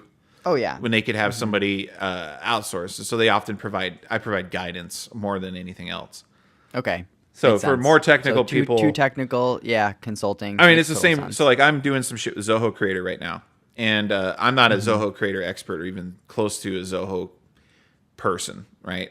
They have a massive infrastructure that you can use, but Zoho Creator has some nuance to it that I'm encountering. And so we've enlisted the services of a guy that we met who basically just does Zoho. Like if you want it done and you're using Zoho, he's the guy you can go to get it done. Well, I don't want him to fucking do it for us, because I want to learn the stuff that needs to be done. But like there's stuff that like there's this weird stuff, like they have this a fairly extensive permissions component where you can like say this is a child. You have a hierarchical permission structure to user types and things like that, right? And so to understand how that works, you have to implement the things that they tell you that you have to do. You have to have users to be able to verify that this person in fact cannot see this record or whatever. But like to do a simple report, like all you need is a hidden value of like the user that created the record, and now you can filter a bunch of shit. It has nothing to do with permissions. It's just using unlimited, because you have unlimited fields, or when you build in Zoho Creator, you build a form is what they start with, and that creates behind the scene a database that stores those values, right? And those values some of them will be visible to the user and others will not be, right? Obviously, you have your core or your system generated things like the ID of the record, the date created, date modified, the originating user that created it, and the last user that interacted with it. These are like your standard system data. I think there's another one too, but that's irrelevant. But you can have your own. So you can have your own custom values like foreign system key or InfusionSoft ID or whatever types of elements that I'm kind of joining together in this tool to be stored as hidden values that don't serve a purpose to the user, but they do on the back end of me being able to say, this person did this shit in Zoho Creator, and I want to tell InfusionSoft about it. And so that interaction is... And that's where I'm relying on a guy who fucking is me, but for Zoho. Oh, for sure. And I'm just like, dude, this is what I'm trying to do. And am I on the right track? No, this is what you need to do. Okay, well, let me go and dive into that topic so that I can wrap my head around it. And the best practices you learn from that is invaluable, and versus you cutting your teeth on it and being inefficient, doing it wrong, and for sure. Yeah, I mean, so if you're able to successfully set up like Airtable and be able to use that in an effective way, then Zoho Creator has a lot of those concepts in place, just like Podio or some of these other app creators. Google App Creator or App Maker is a little bit more hardcore than these variety, but it's also limited in the spec that there's some limitations to it, unless you expand it out with like Google's cloud services. So in Zoho Creator land, a lot of this stuff is self-contained, and then they have a scripting language called Deluge, and it's similar to like JavaScript, I think, more similar to JavaScript, or like if you're fucked with jQuery, where you have like functions dot class name dot whatever, you know what I'm saying? You can do that kind of shit. And so I've been learning that scripting language as I go for what I need when it's like, I need to look up this value on this record that's attached to this object, right? And you can do that pretty easily with the scripting language. And then they have some pre-built, like you can do like if-thens and loops and shit like that. And you can Yeah, I guess that's where you start building out like minimal viable products, and you can really start integrating and going deeper with it. Because like that's actually just I'm closing up with a client right now where they had an old web app that they were building or that they had, and they already had like a user base of it. He tried out Prosperworks, he loved Prosperworks, and then he started the search of like, is there a company that can rebuild my web app or leave the web app as is and integrate with Prosperworks? Prosperworks connected me with them, and we spoke, and it was like, we got to totally rework your web app from the ground up, and we need to build an API into it. It doesn't even have an API. So we did that, and the core was to make it sync with Prosperworks. So like you can make a modification in Prosperworks. You change an opportunity from unpublished to published to due diligence to these different stages, and it syncs back to the web app and vice versa. Like it's totally back and forth sync. And I'm like, that was a massive value where I'm not like a web development company though. I don't want to be. So I hired a different company to do it that I'm very close with. And I started realizing like, if you could build MVPs like you're doing through a quick system language that you could just jump into, like Zoho Creator, like that's awesome. And the amount of value that you can do from that, the amount of things that you can do from being able to throw up a quick MVP, you could even see if building out a SaaS makes sense. Like you and me talked about maybe in the future building out SaaS software, and it's like you need to start with an MVP. And if you can do that yourself and build some of the core principles out before you hire a developer to build like a core custom, web app, you could save a ton of money in that and even test the market. For sure. I mean, this is kind of how we've gotten to where we're at. I mean, we set up an MVP originally with the Google Sheets, and it was doing what we needed. Then we switched to Airtable because we needed some relational database type of stuff. But the problem that we had, this thing that we sacrificed with Google Sheets is Google Sheets has a fairly robust, like you can only view this sheet and you can only edit this cell. You know what I mean? And you can't do that in Airtable. And so now we're looking at, okay, well, what is options? We can build our own shit, which is timely and expensive.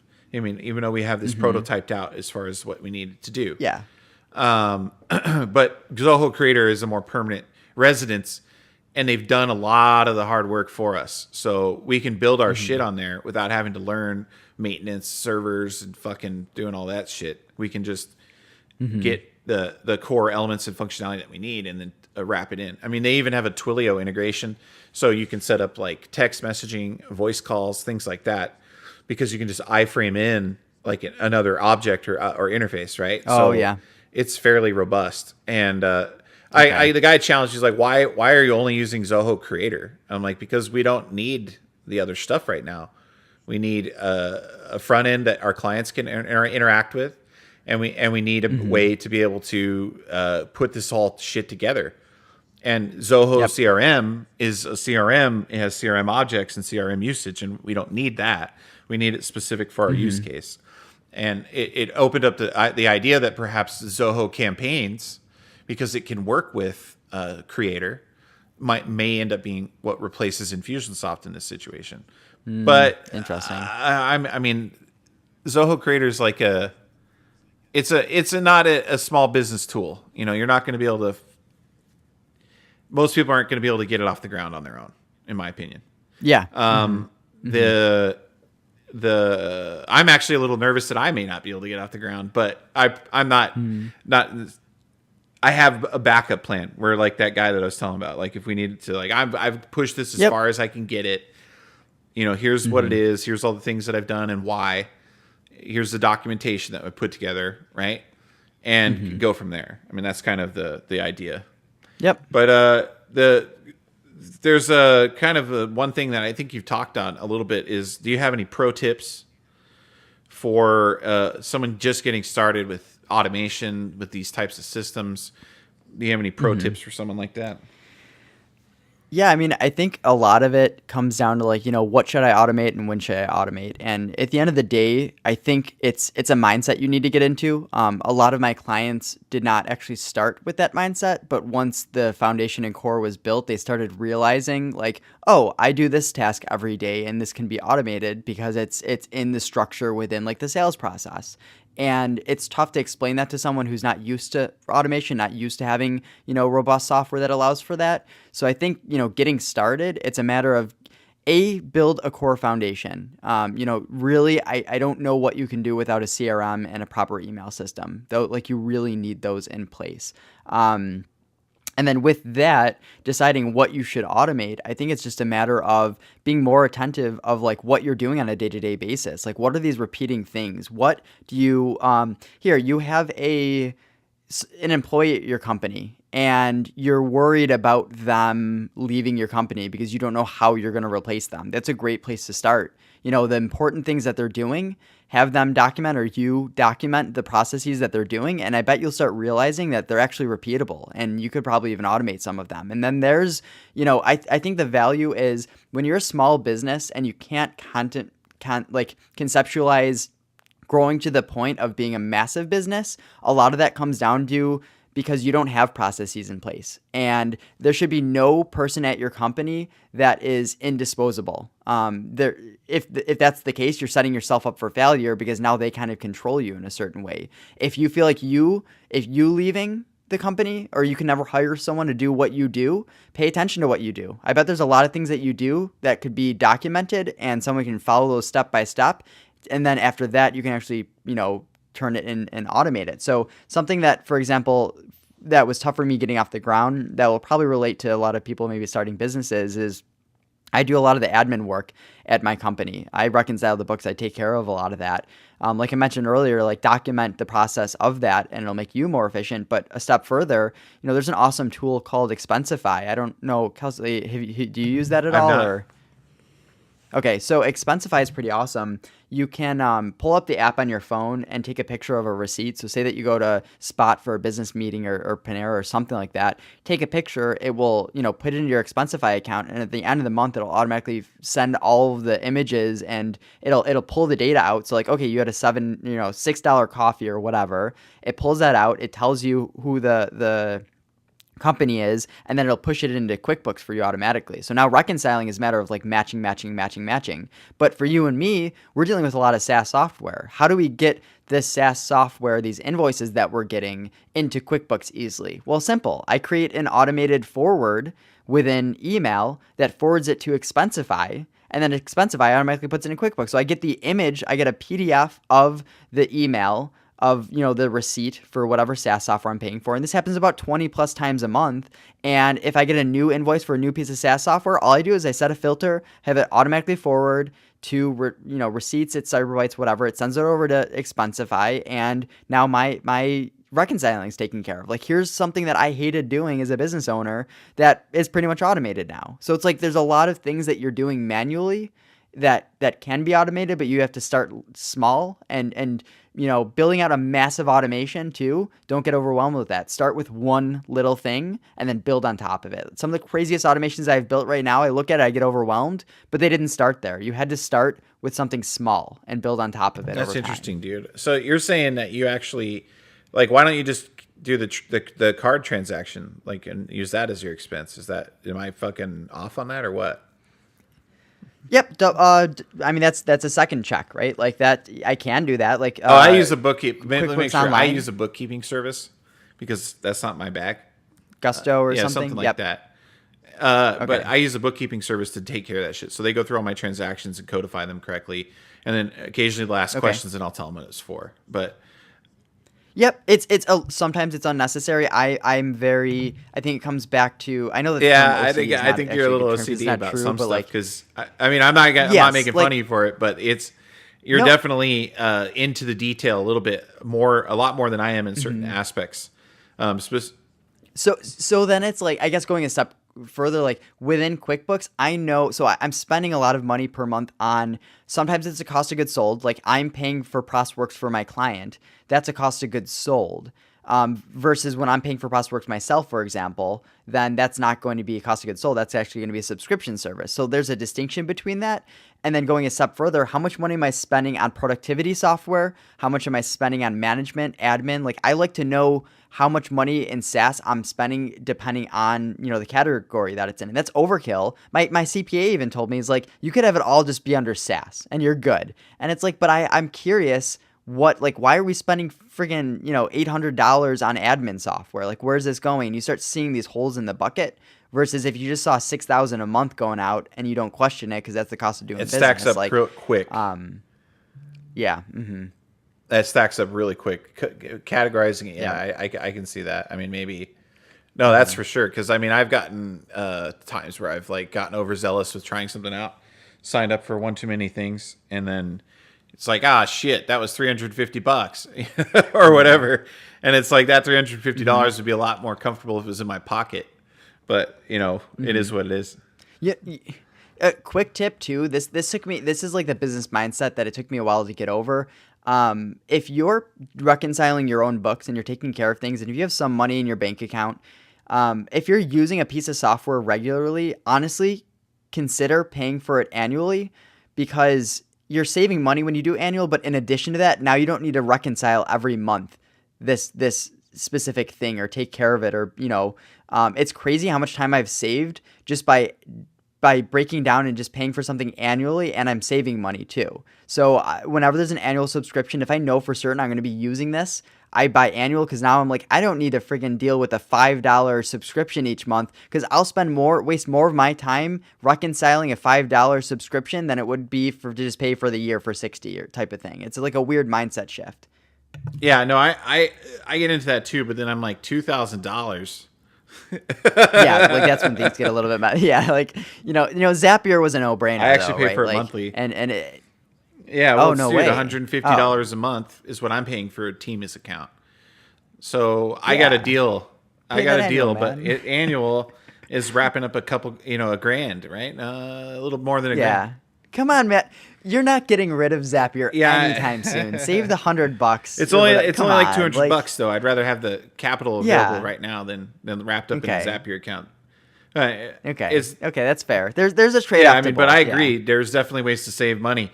The problem is about software and you doing the paying annually is, especially if you're growing a business, is that now you have to strap on another user, or you have to do more contacts, and it gets fucky when you have to do annual payments, because it's like now you're wondering, is like, shit, do they have their shit set up right? Do they have are they properly crediting me? And like I've run into some problems, so like I try to keep it on a monthly basis. Now sometimes like I bought a Teachable account because they threw a deal at me, like it was like $250 for a whole year. I'm like, fuck it, all right. Yeah, and signed up for that. Get the beginnings of a course created. Eventually, we'll see what happens with that. But no, that'll be interesting. That seems like it's a massive path. Where one of my biggest mentors that I pay attention to, this guy Chris Doe, he has a YouTube channel called The Future. He runs a design company called Blind. They do $10 million a year.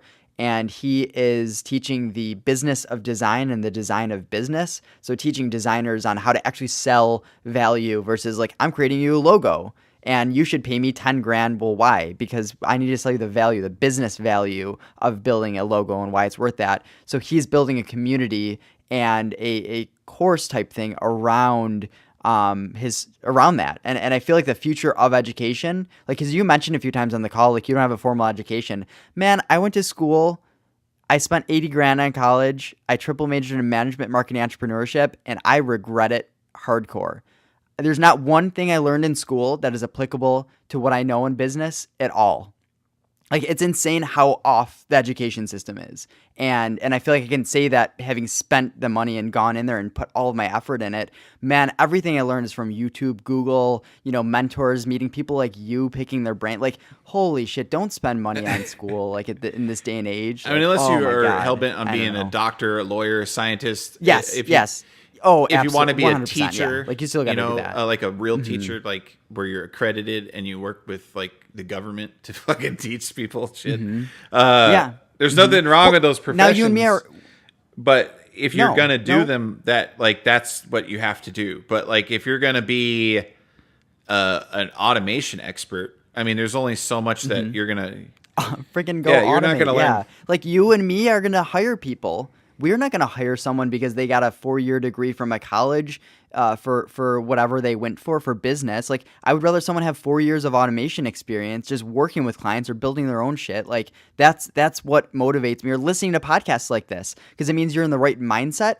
that like if someone listened to my podcast regularly or your podcast regularly and they put that, like when we were talking, they say that and it shows their interest, that makes them so much more interesting to me as an employer than the fact that they went to school. Like it's a very weird Right. Well, dynamic. I mean, there's the only value in my mind that like a general degree would have is that somebody's stuck with something for an extended period of time. Yes. But totally agree. I see a job, sticking with a job to be even the more unpleasant of a job, the lower pay of the job.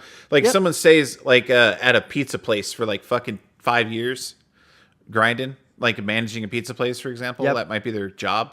That person has more experience in my mind than someone that just came out of college.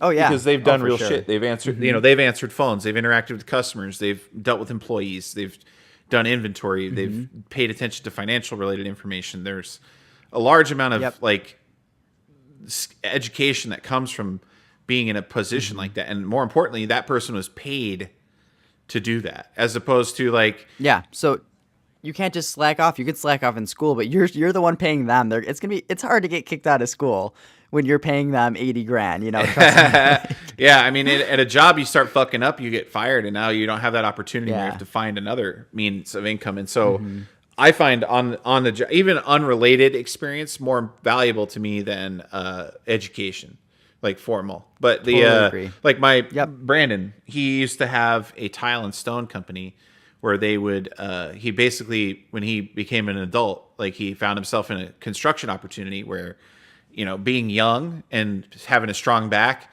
you could make a lot of money pretty quickly. But, after a decade and a half, that labor fucking takes a toll. And so Brandon, fortunately, had in his private time, has hobbies that lend well to the stuff that we're doing.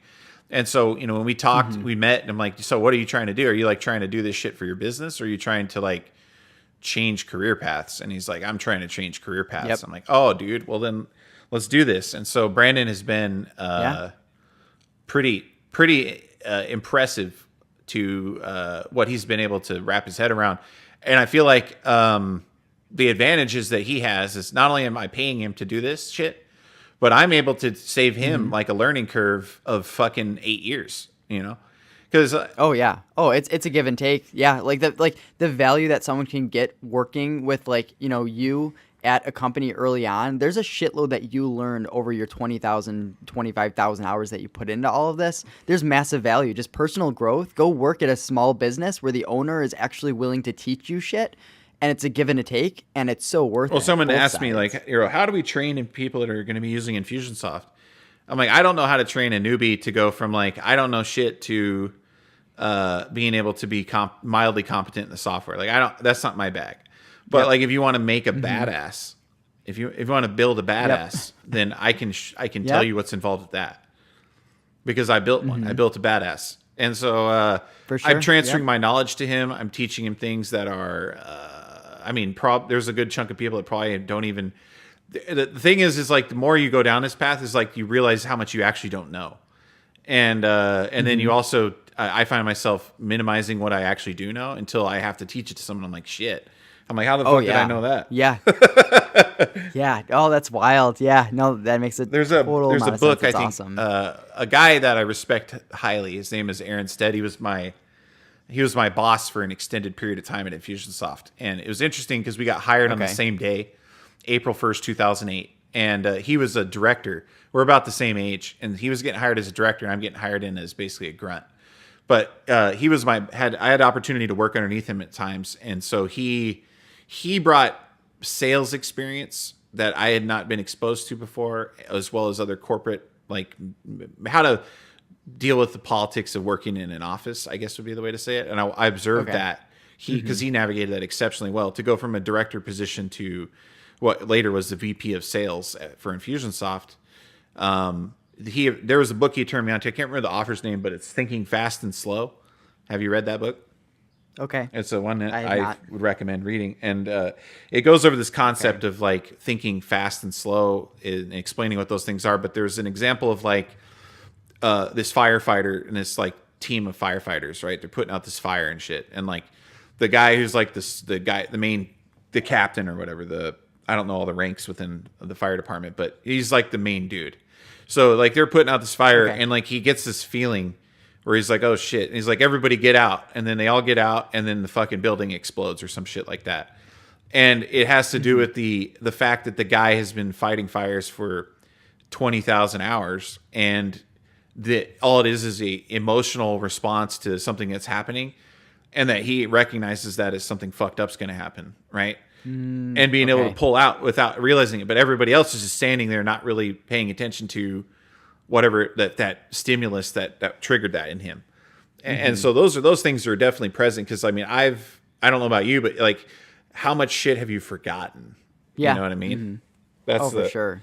Oh yeah. And it's not even that you forgot it, it's just that it's not like front of mind. It's in the box that's in the back of your head that can be accessed when you think to do that.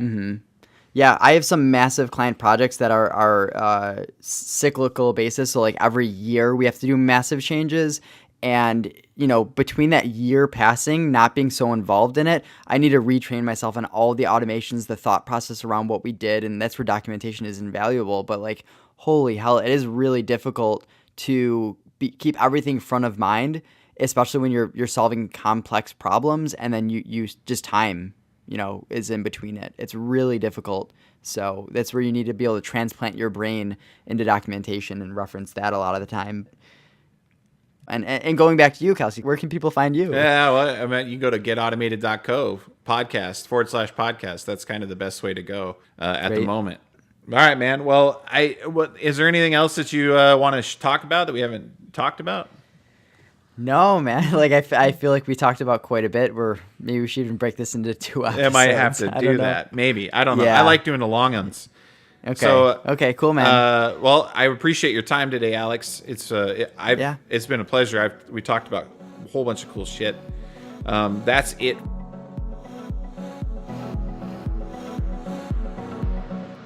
This is Alex Bass with Analysis Paralysis. Thank you so much for listening to another episode. I am planning on doing many more of these, so if you enjoy this, please, if you can make your way over to iTunes and leave a review. Unfortunately, I think that's one of the only areas that you can really review podcasts nowadays. So if you could do that, that would be greatly appreciated. You could just search for Analysis Paralysis. If you want to reach out to me, because maybe you want to possibly join me on an episode in the future, we can talk about business process automation, efficiency, CRM, maybe if you're a business owner that's implemented automation. So please reach out to me on Twitter. Alex H. Bass is my handle, or you can email me at abass@aparalysis.com. Thanks so much.